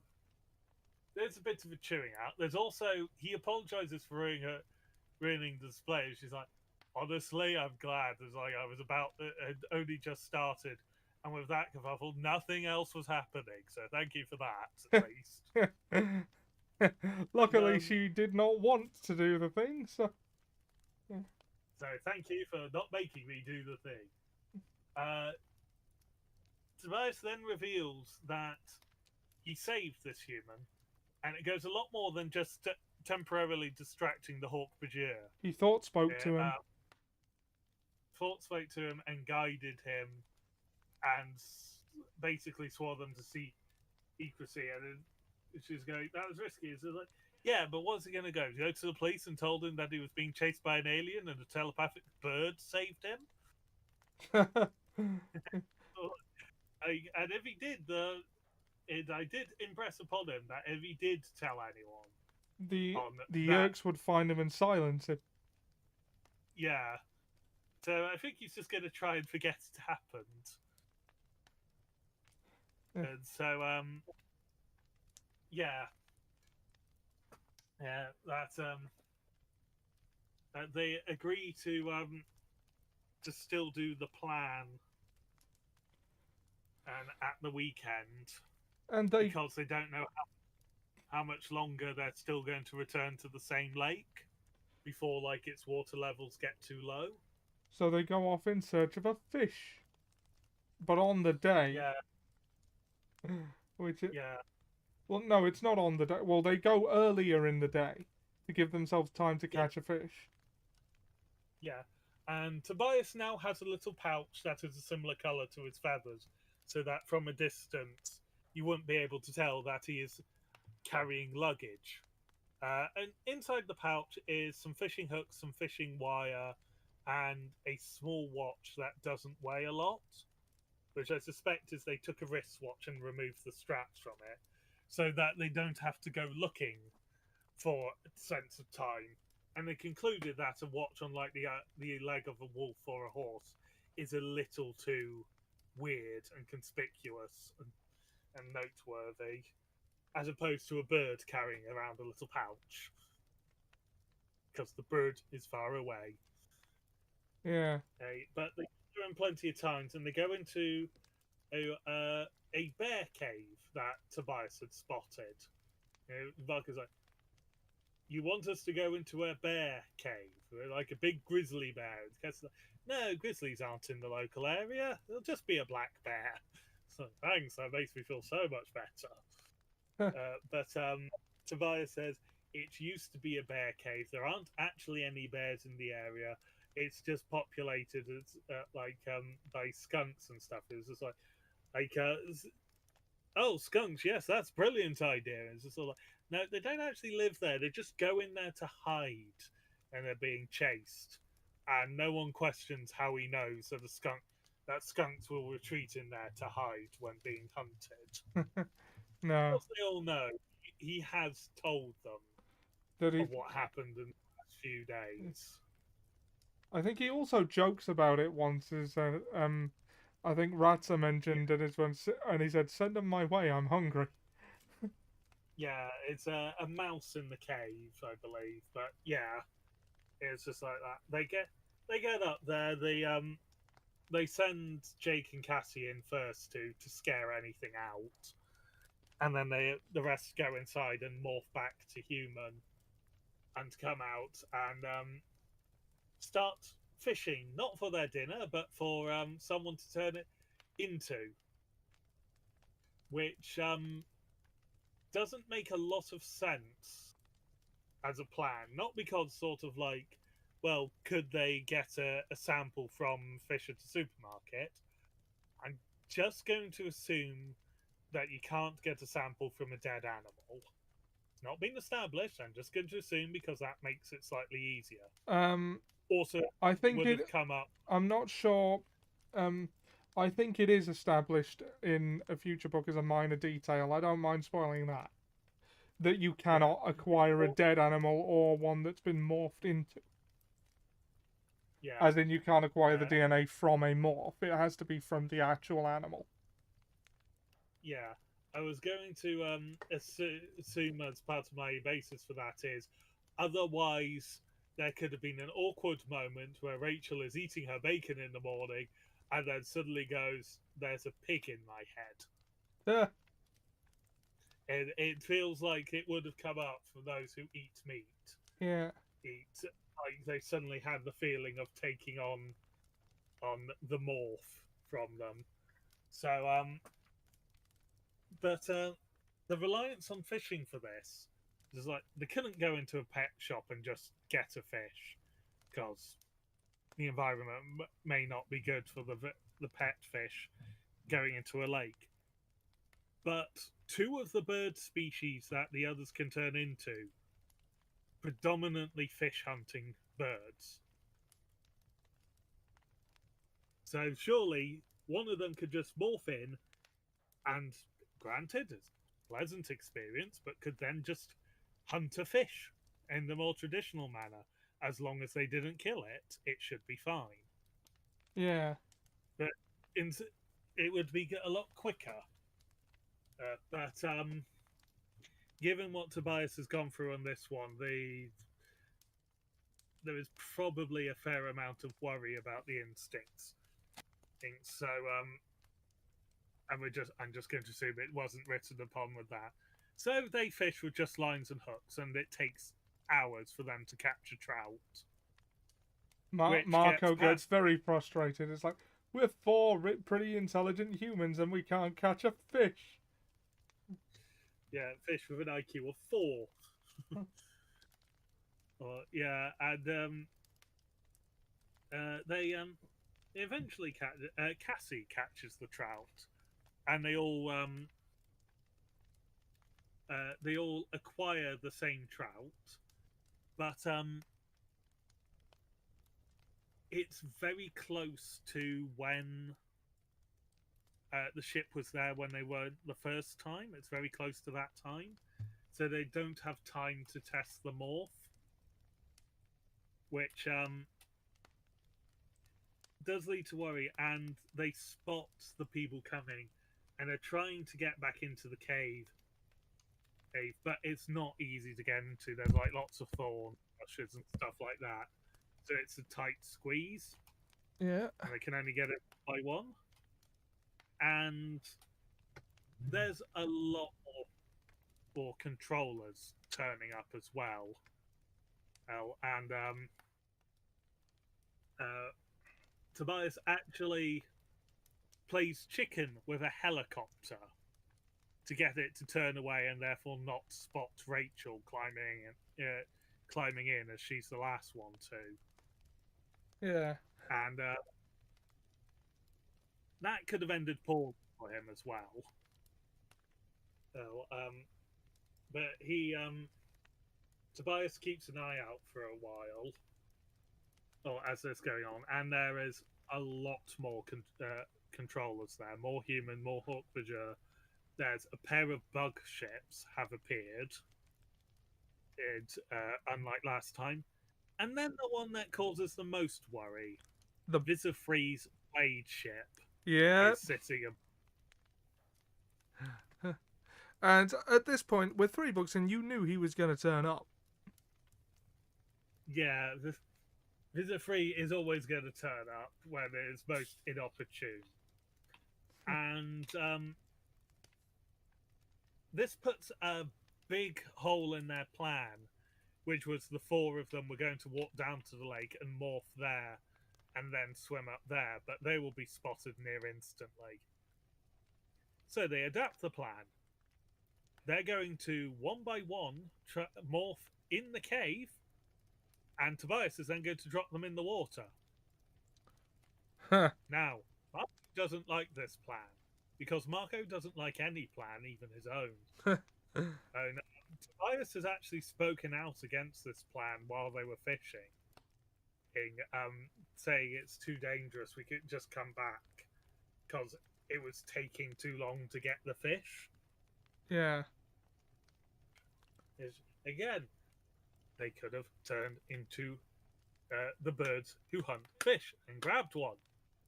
Cassie would know these species go after fish. I think it's the osprey that goes after fish, doesn't it? Yeah, and 2 of them turn into osprey. And I believe a bald eagle also occasionally fishes. Yeah. I think the bald eagle is not exclusively, but does occasionally. So, could be wrong on that one. But definitely they've got at least two who can morph into fish hunting in bird species. But they they so they do go through with the plan, and Cassie is not having a good time of it as she volunteers to do this first. And oh yeah, there's also showings of the Cassie and Jake attraction. Because Jake is very concerned with Cassie doing this transformation now. Like, if the moment he says, if you start to struggle breathing, just turn back. Like, for the morph. Because, of course, they're turning into fish out of water. Yeah. And then earlier, when they'd had the close call with the wolf morphs, Cassie hugs Jake in relief when he turns back, and then suddenly, sort of self-conscious and aware, she hugs the other two because she doesn't want to make it seem like she's favoring Jake over them. And Although she is. She clearly is. Yeah. Like, Tobias sees this easily, but then again, he has the eyes of a hawk. Literally, he does. Yes, but he doesn't have the ears of a fox. No.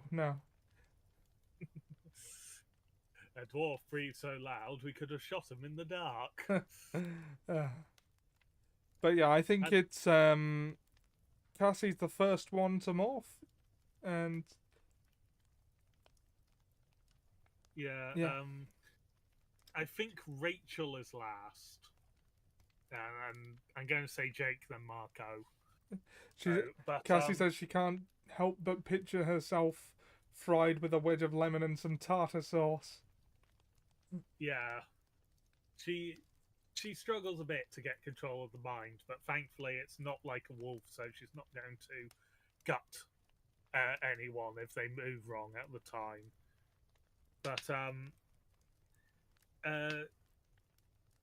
Cassie and the two boys are dropped off fine.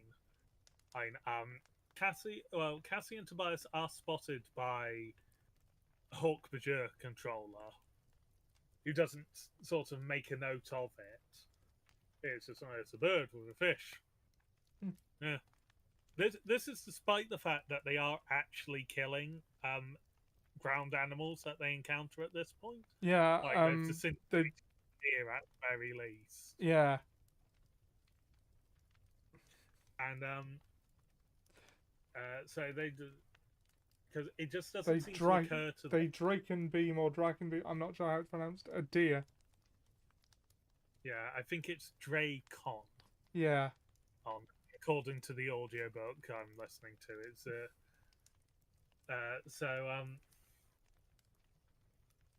yeah, but it just doesn't seem to occur to them that one of the Andalite bandits, as Vizafree calls them, would possibly be a bird carrying a fish.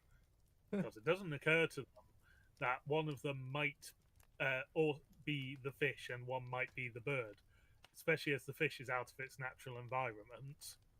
And that is not a bird that fishes for its prey. Yeah. If it was a park ranger controller, so a human controller, they might have figured it out. And when Rachel is morphing, Tobias can hear outside that a human and a Hawk Bajir controller have come up to the cave and found it, and they're talking. And it turns out the Hawk Bajir controller, who Tobias saved the human from the day before, had a rather horrible fate at the hands of Vizafree. Yeah, he had the unfortunate job of having to report the screw-up to him. And he treated him very much like Darth Vader treats people in the same situation. Yeah, apart from possibly eating him. Yeah. because we don't know exactly what happened. Well, actually, we know that he said to her, if you screw up, he'll have your head like he did the other guy. So, yeah, he was probably eaten, had his head just nicely bitten off, Yeah. most likely. And possibly more. We know he can turn into creatures that can eat an Andalite whole, and Hawk Bajir are not said to be any bigger than them. The taxons might be, but Yeah. yeah. So there's a panic. Rachel is trying to force the morph quicker, and just as they're sort of coming in, Tobias flies out with Rachel's paws towards the water, and the Hawk Bajir takes a shot at them and misses Tobias and Rachel, but does hit the ship and leaves a tiny mark on it. And no more shots follow as the Hawk Bajir gets stopped by the human one in case he damages the ship. He now has to report this fuck up to Visa Free, which with the four of them in the water, that Jake goes up into the ship and scouts about, and the others three join him. Tobias is flying around, and he then witnesses this report to Visa Free. Yeah. We don't get specifics, but yeah, it's dead. bad, and he is very, very dead. The description is a memory will haunt me forever, sort of thing. Like this will be my own sort of private torment, and now I'm not sharing it with you. Yeah, I'm not telling you what happened. Just trust me, it was bad. Yeah, it gets referenced later with the memory still fresh. Escher, you he was lying, sort of thing, because bits and pieces is just that Tobias figures out that they must have been put together. And Visa Free is just sort of like, oh yeah, it was a bird that let them go then. It was just a bird that carrying this fish now, and it's just sort of like, yeah, I saw a bird carrying a fish earlier as well. And the Visa Free goes, oh, he doesn't lash out as badly as he did in like the last one where he turned into a lava rock monster sort of thing. And he just sort of like, get the helicopters in the air and stuff like that. And Tobias knows he's blown, basically. But he also knows he can't fly away, otherwise he will be killed. Yeah, as long as he's on the main ship, they probably won't risk shooting at him in case they miss and hit the ship. Yeah, he does have to dodge, because at this time he has been flying underneath and then is flying to the side of it. He flew underneath to keep within thought speech range. And was flying to the side of it when he saw this. And he parked himself on top because no, you're not going to shoot me if I'm on the ship. And in a terrifying moment for him, Visa Free contacts him via thought speech. Visa Free is now on the Blade ship, which is hovering not far above him. Yep, he says, Andalite, I know what you are. Any normal bird would fly away. And Tobias is sort of like ordering himself, don't respond, don't respond, don't respond, don't respond. I know it's tempting if I'm about to die to say you're wrong, I'm human, but don't respond. And he's being threatened, and also he's just sort of like, if you surrender now, I will give you a quick, painless death once you tell me about all your compatriots. And that's the moment where he has sort of like thought of the recent fate of the Hawk Bajor, and it's just sort of like, no, thank you. Yeah. Which, fair enough. Yep. He knows it. Like he knows he's not going to give him a painless death. That's not what he does. I mean, he's had the example of Elfangor the attack on the Yerk pool and the attack on the ship in the last one. So let's call it the Battle of the Landing Zone. Yeah. And what he's done to his own underlings and what his underlings have said he's done to other underlings we haven't seen. And also the fear that Prince Elfangor had when he said Visor Free was here. Yeah. Like, Elfangor was dying and was serene with basically everything until Visor Free turned up, and it was just like, and then he proverbially shat himself. Yeah.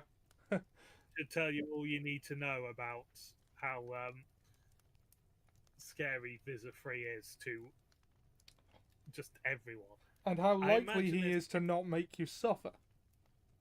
Yeah, I imagine a lot of Elfangor's fear of Visor Free is the fact he is the only Andalite controller, which makes him a personification of a terrifying threat and fear that I imagine the Andalites have of becoming controllers.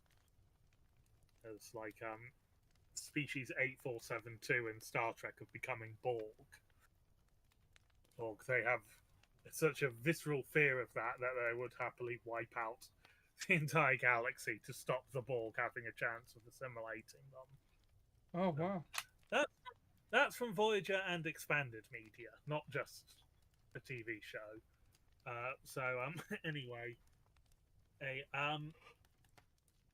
by this point when sort of like this one-sided conversation's going on, two other things have happened. Rachel is thought speaking to Tobias that they're trapped. Inside there had been a grate, but they can't get it open after two of them have already morphed into human. And so she's saying, we don't want to be captured.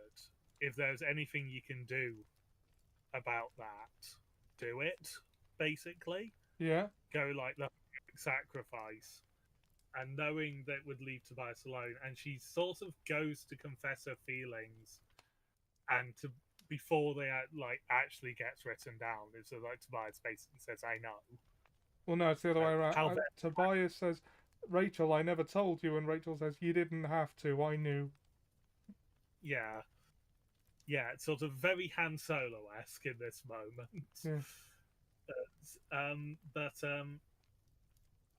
Yeah. And Visor Free has ordered Taxons to come out with Dracon beams to get him. So Tobias is like, well, I'm on the edge of being on my own. Fuck it, we do something.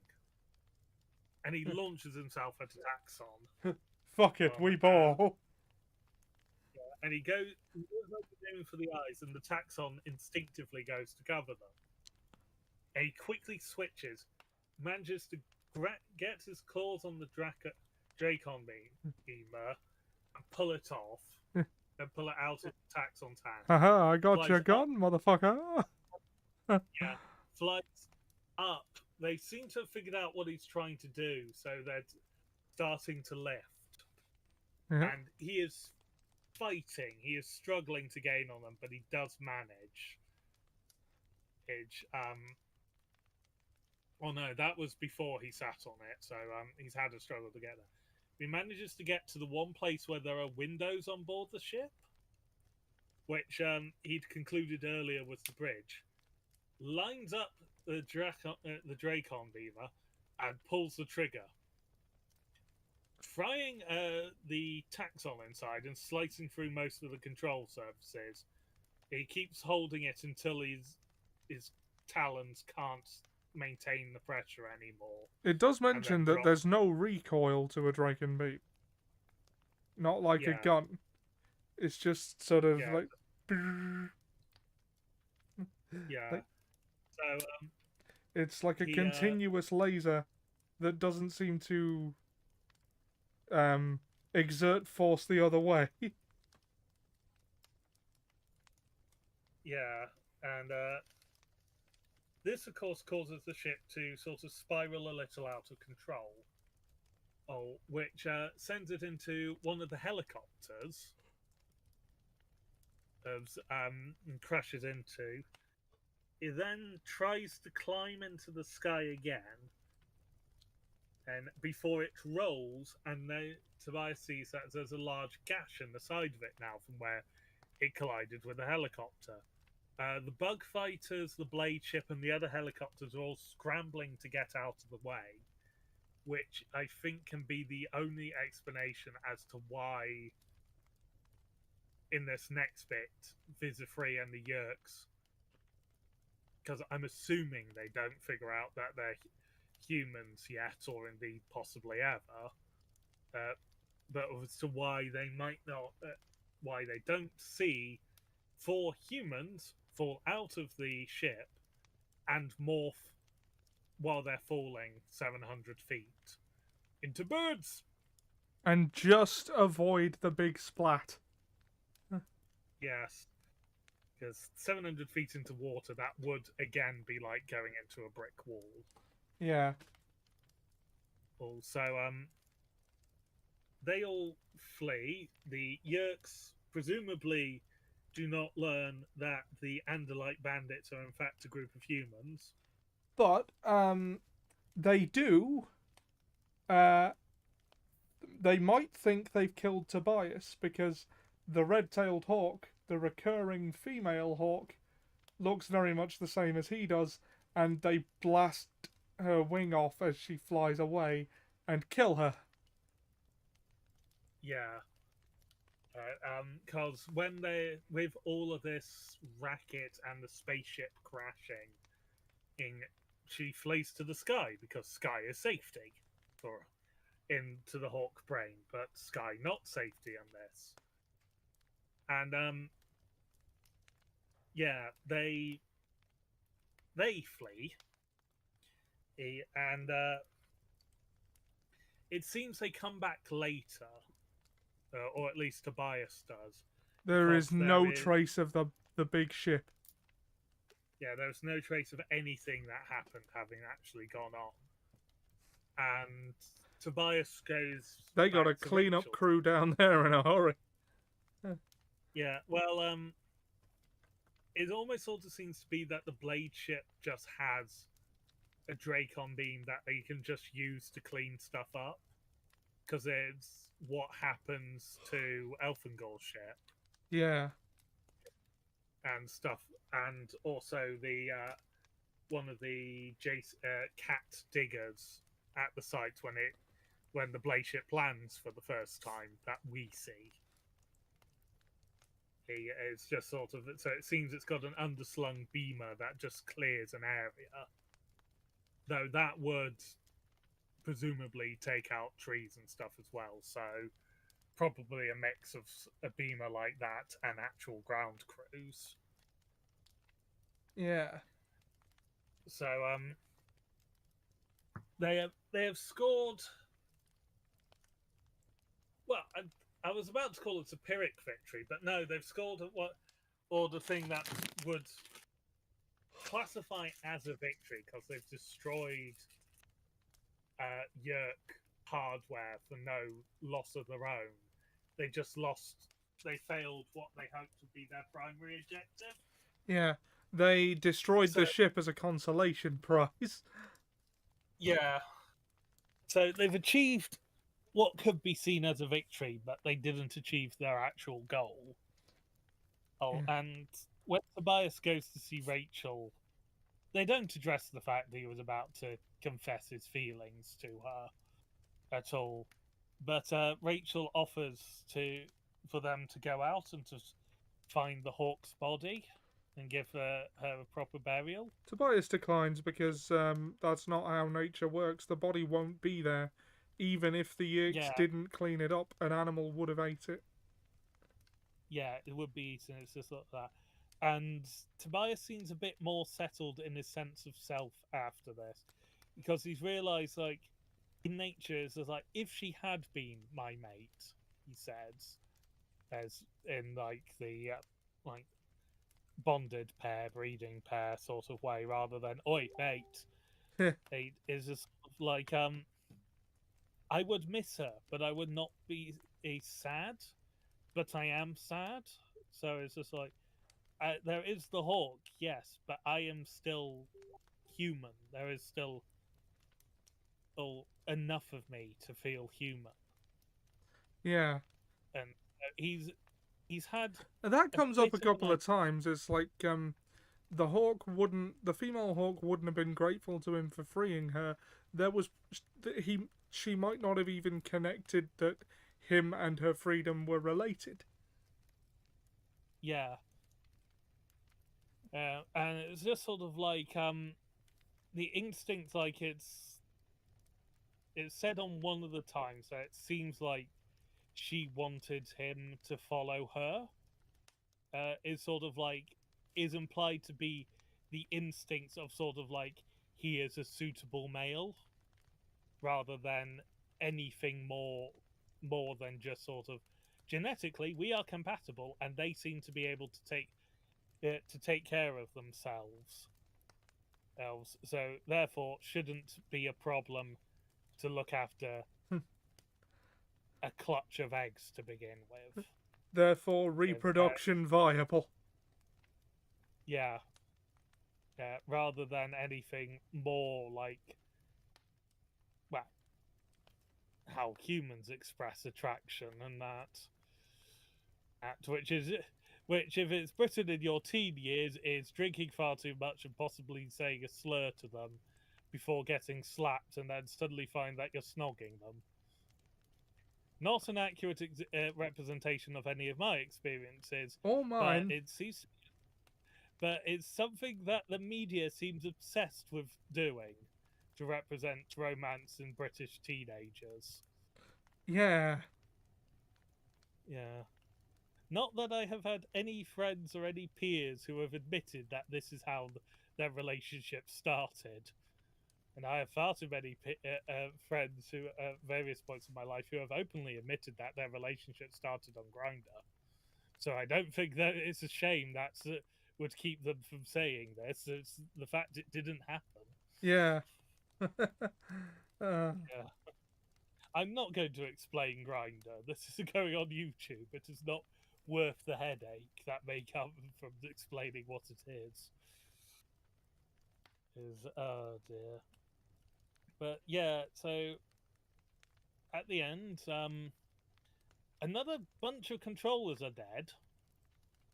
And a mix of Hulkbridger, Taxon, and human, presumably, because they crashed into a helicopter. Tobias has a greater sense of self at the end than he did at the beginning. Another, pardon me, Yerk ship is gone, which I think brings the total to 2 bug craft and the resupply craft. Yeah. And a helicopter. So, yeah. The truck ship, as they call it. Yeah.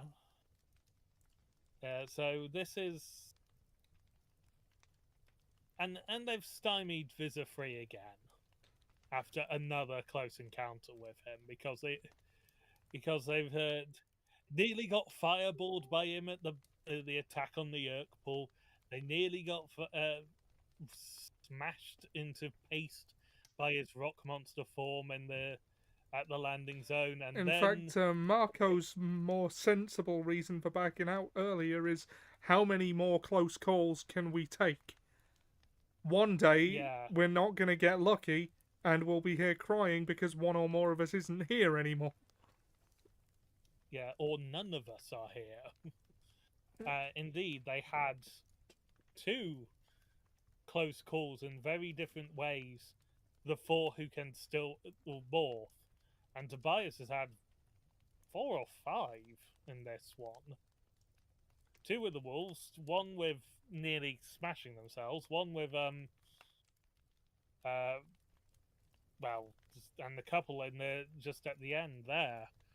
So they've all had close calls in this one. Like 4 of them nearly got stuck as wolves, and all nearly got captured by the Yerks. Yerk. Yeah. Because their plan was go once Jake had swum up and saw that there was a great higher up. It was like, well, as the water gets higher, we'll just get closer to that. Then we'll morph into humans, open the grate, go through it, and morph into more dangerous animals, and destroy the cloaking system while we're over the city. Million people seeing it, like recording cameras, pictures. The Yerks can't have enough influence currently to cover that up, because it said at the beginning only a few weeks have passed since Tobias got stuck as a hawk. And then it said later on a few weeks, not even a month. So it's possibly as little as like 3 weeks have passed overall at the beginning, though another week passes within the story. Yeah. So, or a chunk of a week anyway. So, yeah, it's not been going on long. So, don't think there's enough of Yerks to hide a city of a million plus seeing an alien spaceship the size of a skyscraper decloak above it. Yeah. So it's an interesting story, and this is I was going to say this is the first one where it truly feels like a war story, but that's not entirely true. It's the first one where we've sort of, I don't want to call Tobias sort of battle hardened, but he is sort of the ones, he's the ones who's suffered the most and has become the most jaded because of their actions, really. So battle hardened is sort of the way, that's a best way I can describe it. Or PTSD. Yeah. Really. And this is a theme that develops more throughout the series. Yeah. Like, well, because I've had this on YouTube, been watching the audiobooks on YouTube, it has affected my my recommendations, and it has brought up multiple videos, which I haven't watched, but the titles all basically go along the same lines of Animorphs, the war story disguised as children's literature, yeah. which is also with just 2 changes. Avatar, the war stories disguised as children's animation. Yeah, I can see there'd be I can well, I can imagine there being fan overlap there. Yeah. Well, I Yeah. mean, hello. Yes, to here. Yeah. Yeah. Yeah, no, it also just leads to this wonderful sort of crossover mashup where they give Soccer the ability to morph. Just hilariously, because he's the only one who can't bend out of like the Yeah. gang. So he suddenly gets the morphing ability, and the Animorphs just looking at this world going, "What the fuck are all these animals?" Turtle? I mean, Duck? yeah, What? yeah. I mean, yes, we'll take them, but what the fuck? Badger and then the confusion when they go into badger moles and they get seismic sense and earthbending is just like, what is this nonsense? Or if it was like in the Legend of Korra, it was just sort of like, wait, are you telling me that is a dragon? Dibs. Dibs. The race, the race to acquire the dragon morph. So that's almost the story of Power Rangers there, and the Forever Green arc in Mighty Morphing, acquiring the Dragon Morph. Hello, I'm the Green Ranger. This is the Dragon Zord. Yeah. So, yeah, as I say, this is the book I remembered when I got my Kindle and thought, what, that Animorphs when I was a kid was, I remember being quite good. And this was the story I was thinking of. It was more upsetting when I reread it this year than it originally was when I read it when I was about 11. Yeah. when I was age appropriate for these. Well, I mean, I think I actually appreciated this book more in my 30s than I did in my tweens. Yeah. I mean the whole, you know, the bit where he has his crash out was legitimately upsetting. Yeah. It's just all. I was like, and I read this as a child. They let children read this. It's pretty strong stuff, isn't it? Yeah, but it's in that sort of category of literature, which is just sort of like, yes, it's tough, but it's not something that should be shied away from Yeah, I to agree. protect the quote innocence of children, because especially in the world we're living in, it's just sort of like, yes, it's upsetting for us at this point in our lives, sort of reading back on it, but it's sort of like there's probably equally upsetting stuff just going on in the world that the child is just being passively exposed to. That something like this would probably not seem as shocking, because, well, we also are a generation who grew up with the aftermath of 9/11 and repeated once in a lifetime economic collapses. Yeah. So one every couple of years or so. Yeah, so for basically every single year of our post puberty lives. I am so tired. Yeah. We're probably a bit desensitized and definitely in need of therapy. It's just sort of like, but stories like this are needed. You can't coddle children, and they are capable of dealing with a lot more complex ideas than we give them credit for. Yeah. Even those who aren't coddling children still don't necessarily appreciate the mind's ability to grasp information at young ages. Well, my family didn't really bother with age ratings with media. My mum didn't really pay attention to them. My dad actively did not care. Like, he would buy us South Park on video for Christmas, knowing full well what it was, because he'd watch it with us. And it's like... Yeah. And my dad, I think, did appreciate that kids can handle more than we assume they can. And treated me and my brother accordingly. Yeah. My cousin had a bit of that, but he was also an only child, so he also got away with a hell of a lot. Yeah. But, yeah. But, yeah, it's surprising the number of people who are in the sort of, won't somebody please think of the children movement, are also the parents who were absolutely fine letting our generation watch 18s before we were 10. I think it's easy to forget what being a kid was like sometimes, because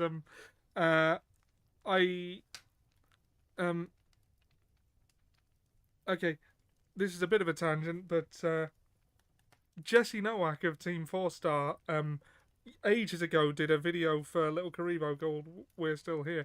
They had worked on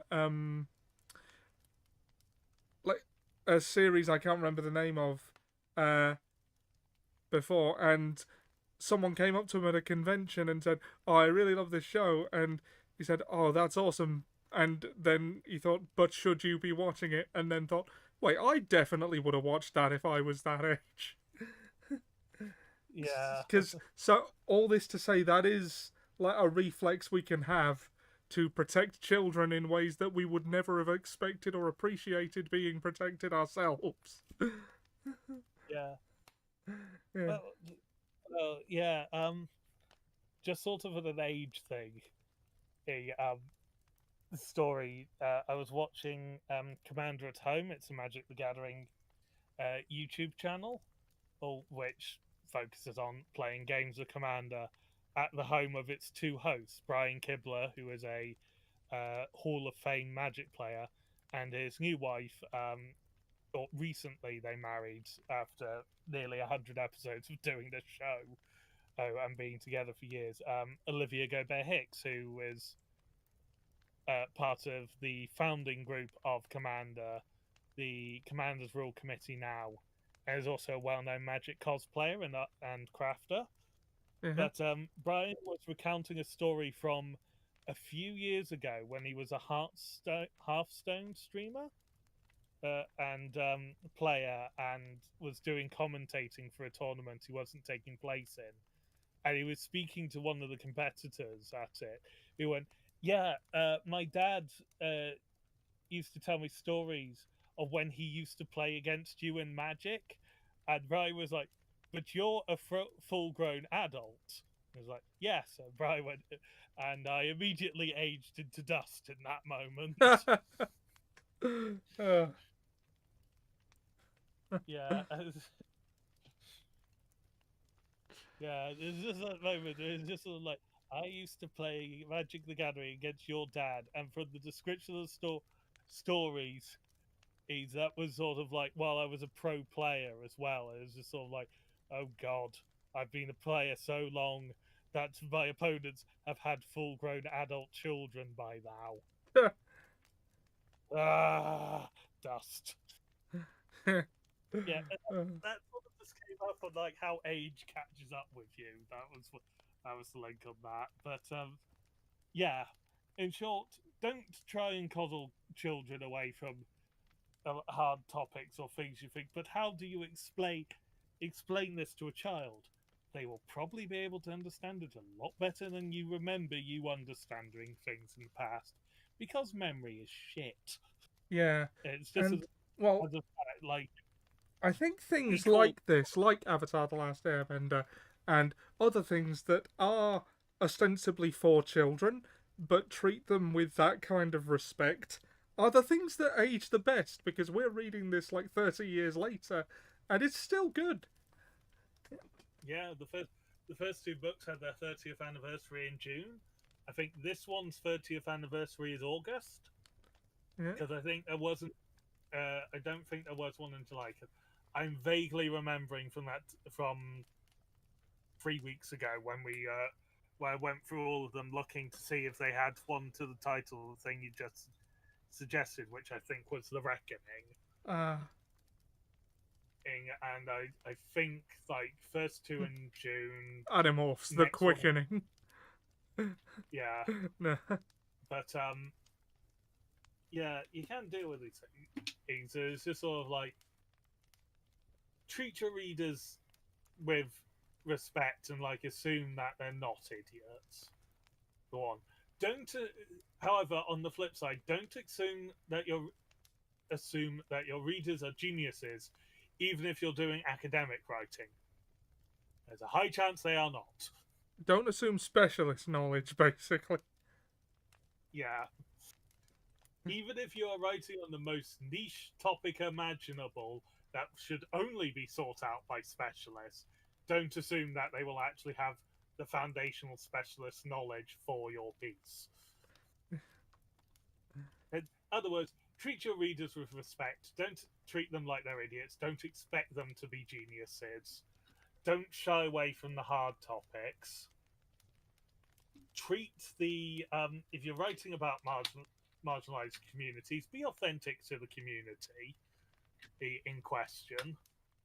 And so don't write stereotypes of communities when you could give an authentic experience from it. It's Chakotay in Voyager. Yeah, okay, I'm going to explain that one quickly.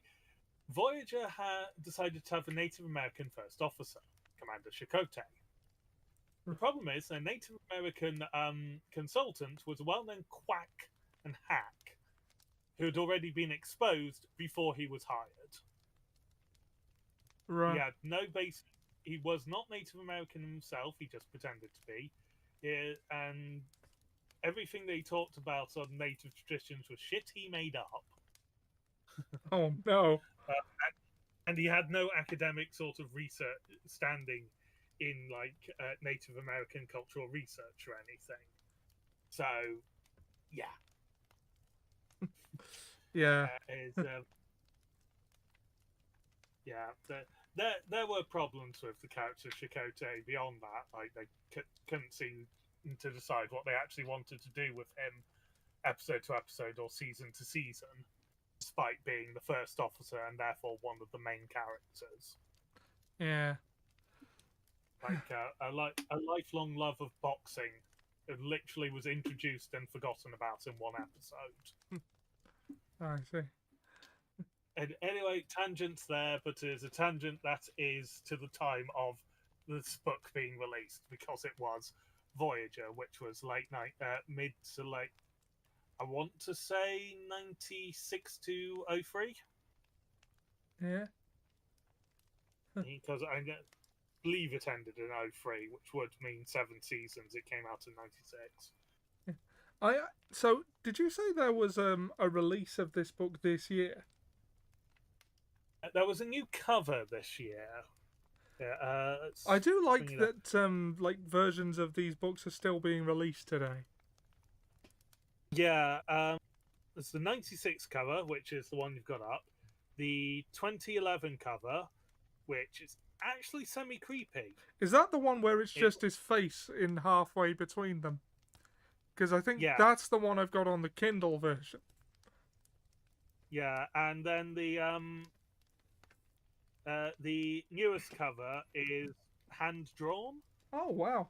And it shows Tobias seemingly jumping, and he has blonde hair, like the description of him says, and then morphing into a bird in a slightly less creepy manner than that one. Which part of the creepiness of that is the sort of the semi CGI effect that is used, as opposed to the flesh horror that can be morphing. Yeah, but yeah, to summarize, I think this is one of the better ones.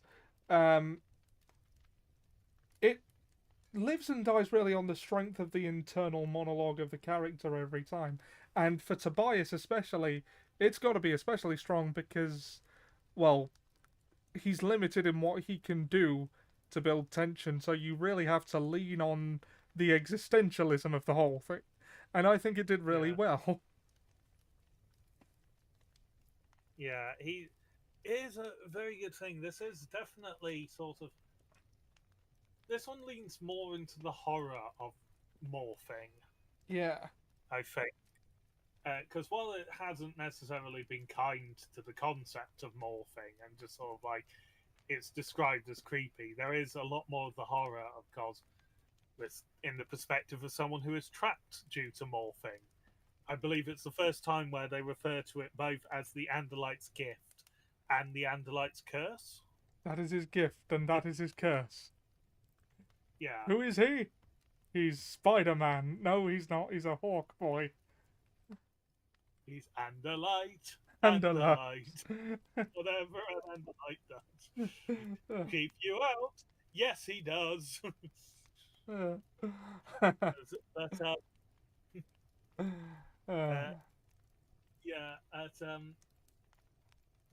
only do we have like the references to it being a curse as well as a gift, and the perspective of Tobias being trapped, but also that moment where Rachel, Marco, and Jake are all struggling to morph back and are part human, part wolf. Yeah, and they've overshot. Tobias assumes the watch he saw the time on must have been fast because they had overshot the time limit. It was already about 7 minutes too late by the time he told them to, yeah, and then he had to rush back to them and tell them to morph. Yeah. Yeah, so I don't think he's going to tell them, or I don't think he should tell them that they were over the limit before he told them to morph, because then they might there is the risk that the horror of what they went through, like the struggle of that morph, will be forgotten, and they push it far too much in the future because they're confident they'll be able to push past it as they've done it in the past. Yeah. He goes, basically, he is just sort of like, don't be a dick and let them think they can morph for longer than they can, Tobias. Tobias does not strike me as someone who would be a dick about it. He strikes me as someone who may crap on Marco's car one day for all the jibes he gets, but... Oh, God. Yeah. No, just suddenly thinking of just sort of like the hijinks you're going to get up to with this on someone you don't like. Like Rachel smashing convertibles. That's a distraction. Yeah. Good distraction, not particularly helpful for the Animorphs staying sort of secret and stealthy. To be fair, it'd draw my attention. I don't think it would matter what else I had to do. Yeah, it's just sort of like, will you press the red button?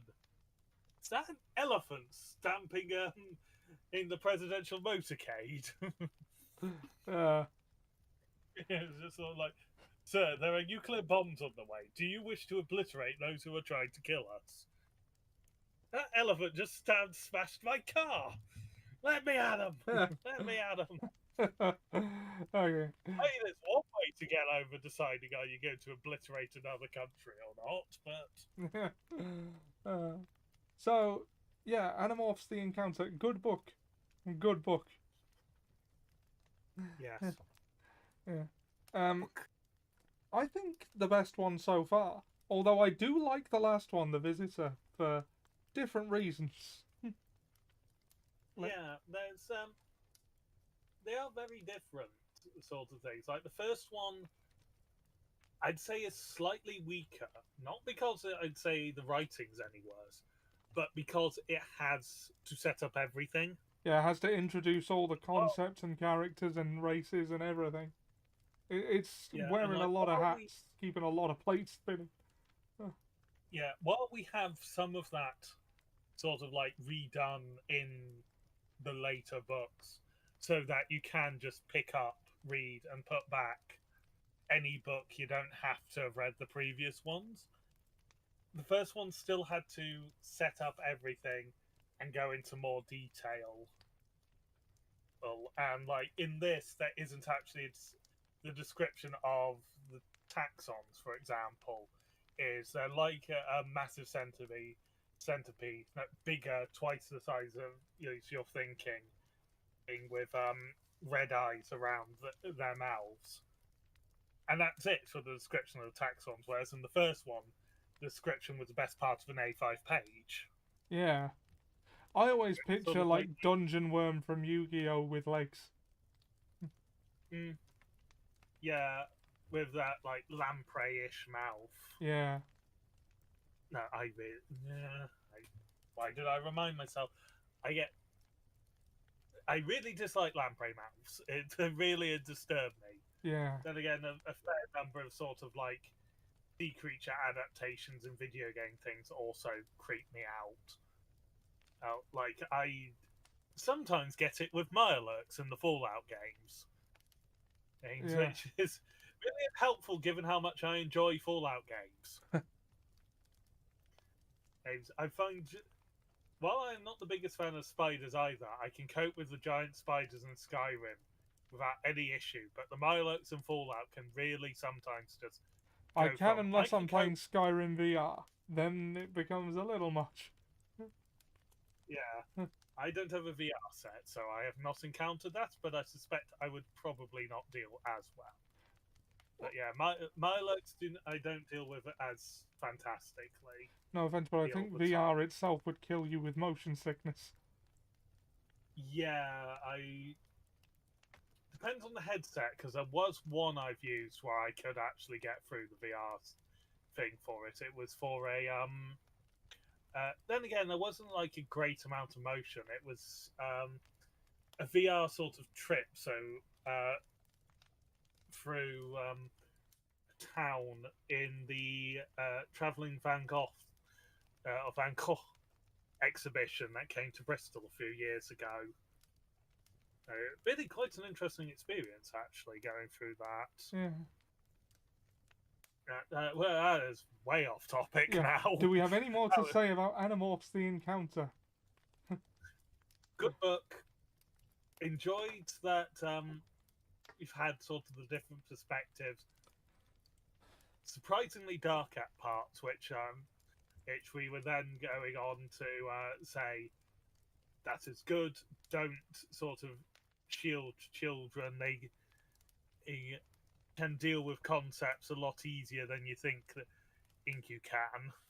Yeah, it's This is aimed more at sort of young adults than children. I think if it would categorize today, yeah, it would be young adults rather than children. But it's ultimately still, there's also like it really goes into the misery of being trapped in a life that isn't yours, basically.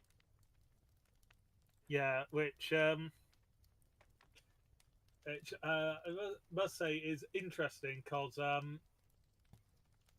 that was covered.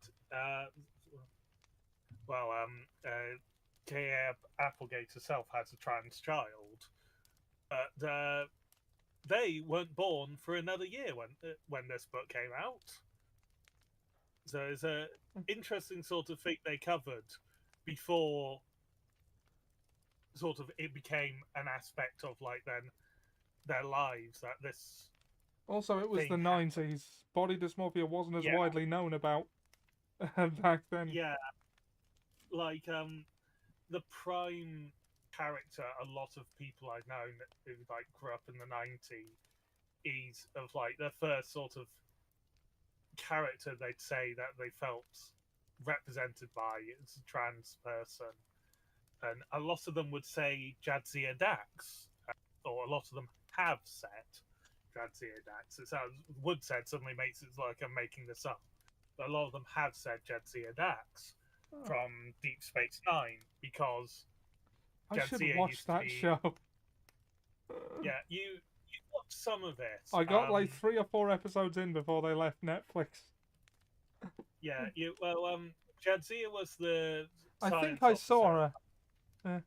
Yeah, well, she's in I think all 4 of the first episodes. She's the main cast character for most of its run, but she is a Trill, which you did encounter in TNG. But her previous host was Curzon, who was male, and now Dax is female, and it's sort of like for a lot of people that's a representation. They wanted to do sort of more storylines in the LGBT sort of area in a lot of Star Trek. Like, there's writings that suggest Roddenberry wanted to have a gay couple in the original series. Sort of going back to the beginning on this. But they kept getting stopped until New Trek, realistically, so 2017. Yeah. No, they did let Jadzia Dax have a kiss with another female Trill. Whose symbiote was one that the Dax symbiote was married to in a previous life. I see.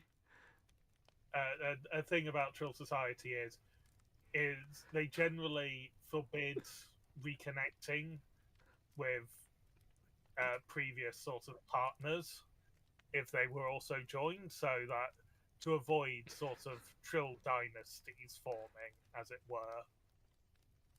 It's sort of like it's one of their biggest rules. Is that symbiotes don't sort of form dynasties going down their hosts, and it's just sort of like and keeping a relationship with the same symbiote life after life after life.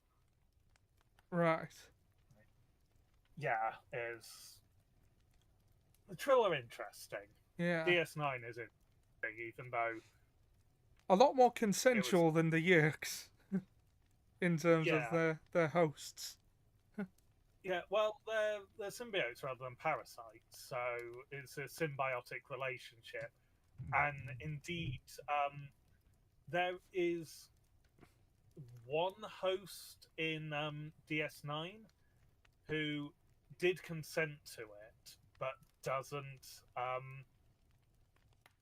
but didn't sort of like campaign for it because the Trills, the unjoined Trill, who are the humanoid species, is those who can join. They go through the application process and they have to prove like sort of they are strong of body to be able to survive the process, strong of mind to not be entirely subsumed, so that it can be a symbiotic relationship. And this, so everyone who wants to join knows for absolutely sure because they have devoted years of their life to getting there. Yeah. And there are a lot less symbiotes than there are Trill who can join. And so there's competition as well for this. Right. But there is a sort of a symbiote is being rushed back to Trill for a new host, but they're not going to make it without joining. So the Chill crew member is given the choice of you can join or the symbiote dies, and they choose to join. It is still their choice to join, though it probably feels a bit more coercive, and we do see a bit of their journey on sort of dealing with the experiences of 7, 8 other lives without the preparation for the mental preparation for suddenly having the memories of 7, 8 more lives in your head. Yeah, that sounds very interesting. Again, I should watch Yeah. that show. Yeah. As opposed to the Goa'uld who just go, this body is appealing to me, I shall take it. That's much more Packing your yuck. Yeah. I'll be honest, the Yerk look like shit Goa'uld from my perspective to an extent. Now, it's a thing on K. Applegate's writing. The Yerks still come across as very threatening and the issue. It is more sort of the differences as a species of like once a Goa'uld takes a host, they don't need to leave it, and they've dominated the galaxy for 25,000 years. They have incredibly advanced technology and stuff like that. Whereas the Yerks they have to leave. They don't have the numbers to just flat out conquer Earth and stuff like that. I mean, I don't It's all- think the Animorphs would stand much of a chance against the Goa'uld. Yeah, no, especially as the Goa'uld are sort of like they don't need to take like entire more popular a planet of billions to actually make them into a dangerous army to conquer the galaxy. They've already taken it. If the humans get too uppity, they just bombard the planet and enslave the survivors. It's something they have done dozens to hundreds of times before, or it's not an issue. It's a very different to sort of like the Yerks are actively involved in a war with the Andalites. They are not unchallenged. They don't have technological superiority against any opponent in the galaxy. Whereas the Goa'uld do have technological superiority against everyone in the galaxy. They've ruled it for 25,000 years. Well, we are sort of drip-fed Andalite and Yerk lore as the series progresses. I don't want to spoil things for you, but we do learn a lot more about them. Well, when I was going through the book titles, there was one of the Elfangor Chronicles. I'm going to assume that's going to give you a lot of Andalite lore. Yes. Given that, like, Elfangor was an Andalite. He's also dead, so this is a flashback. We get some more in the next book, actually. Okay, I look forward to it. Yeah, the Goa'uld are a very different sort of kettle of fish. But sort of like biologically, their advantage is they don't need to leave the host every 3 days. Yeah. So it makes for a much more sort of powerful parasitic species that they don't have this obvious weakness where their hosts could get away from them. But the 3-day rule gives the Animorphs like, they have something that they can use against them, some window where they know they'll be weak. Yeah, it's again, the differences in the story that also wants to be told in this, because the US military is sort of the perspective character of Stargate. Like, we're following the adventures of the SGC, which is Stargate Command. So it's humanity finding their place amongst the stars, whereas this is tiny guerrilla warfare with, sometimes literally in Marco's case, is against an alien invasion that most people don't know is happening. It's a very different story. And giving the Yerks these weaknesses make it so that narratively you don't think that they're completely useless and it's a futile fight. There is a chance. Yeah. They can do these things. Like, theoretically, if they could separate the Visor Free from his host, that could be a catastrophic change for situations for or the Yerks losing their only Andalite. And then suddenly there is someone more experienced, more knowledgeable on the side of the Animorphs. Do I think that's going to happen anytime soon, if it ever does happen? No. We're on we've just finished book 3 of 54. Yeah. If Visor Free were to lose his Andalite body, it would probably be in the last couple of books. If at all. Visor Free, yeah, if at all. If Visor Free actually stays as the main big bad, or even gets demoted to henchman. If Visor Free is killed off at some point in the middle of the story and replaced by someone else who somehow has something more terrifying than an Andalite body, or is just that much more ruthless that they don't need a more powerful body, then I will be surprised. But I also think it could be an interesting switch from sort of like the threat is they have the same power and the knowledge versus the threat of, oh, this person is just ruthless and terrifying. Well, I'm less than halfway through the books. I'm 13 in.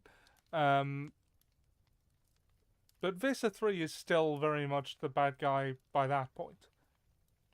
Yeah.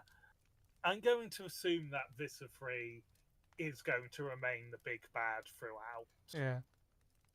Because he seems to be the one leading the invasion of Earth. Yeah. As far as I'm aware. Yeah, that is true. It would probably undermine his sort of like his scariness and also any sense of achievement in the Animorphs if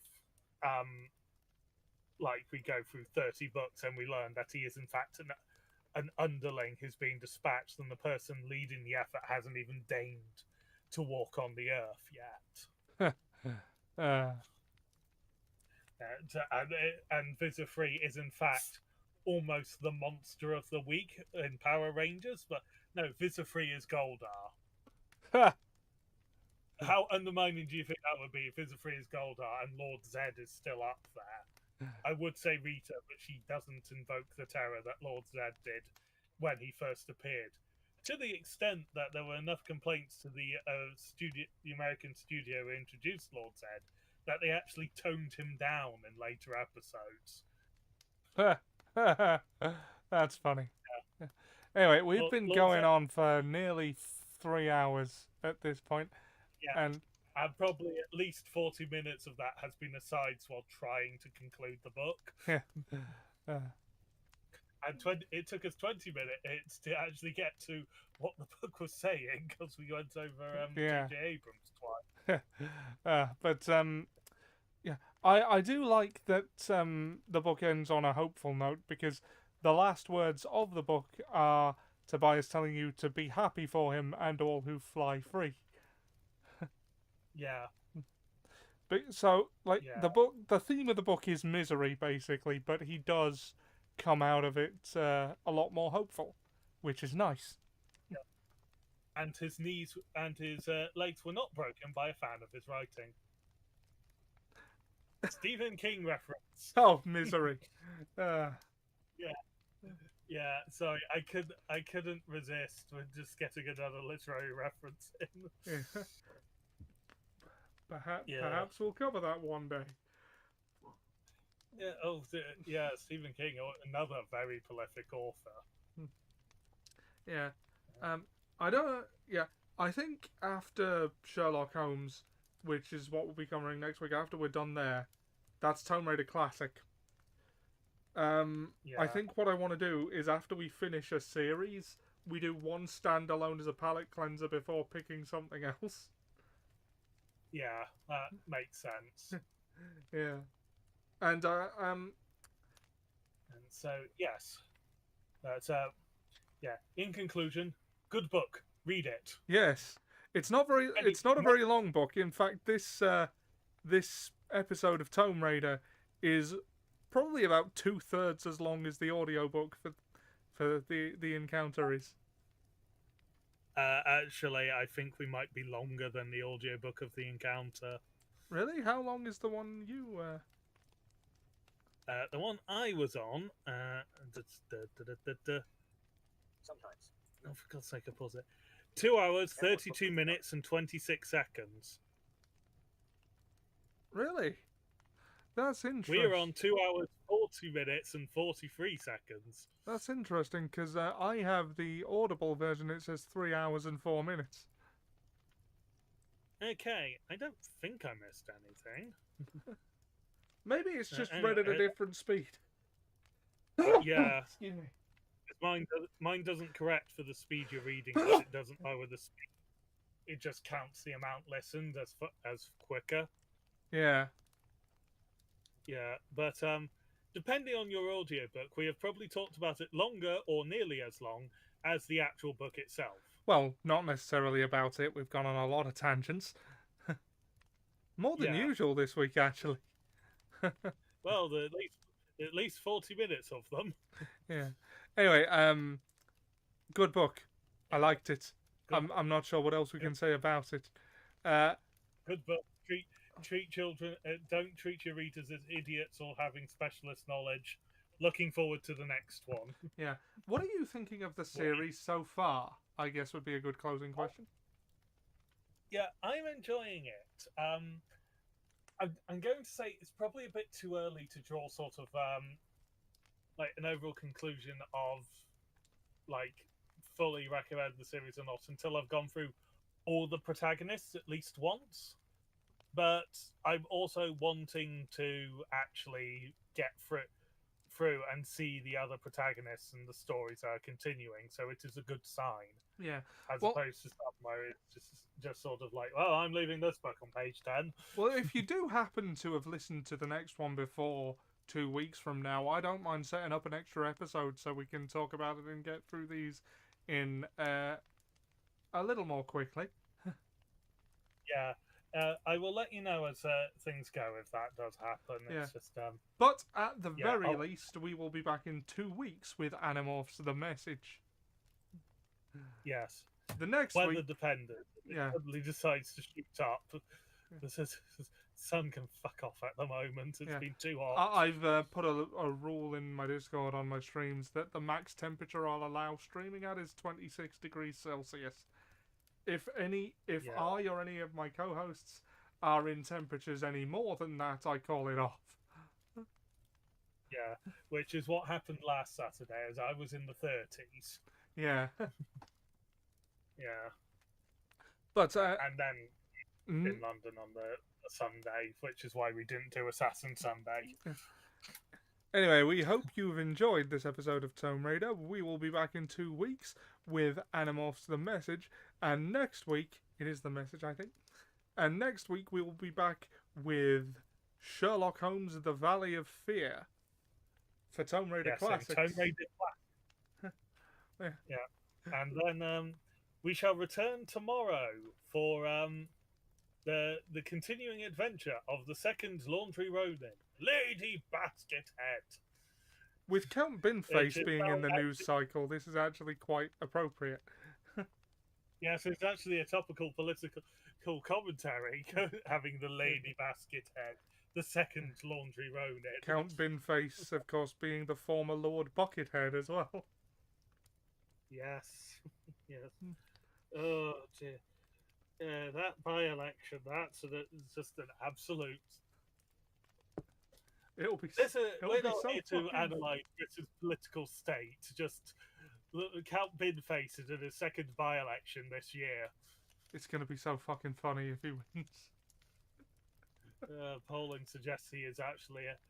Polling suggests he is ahead. Oh and Lord! Neither candidate is ahead. As in, sort of like other votes of who do you prefer voting for? Count Binface, Nigel Farage, neither other.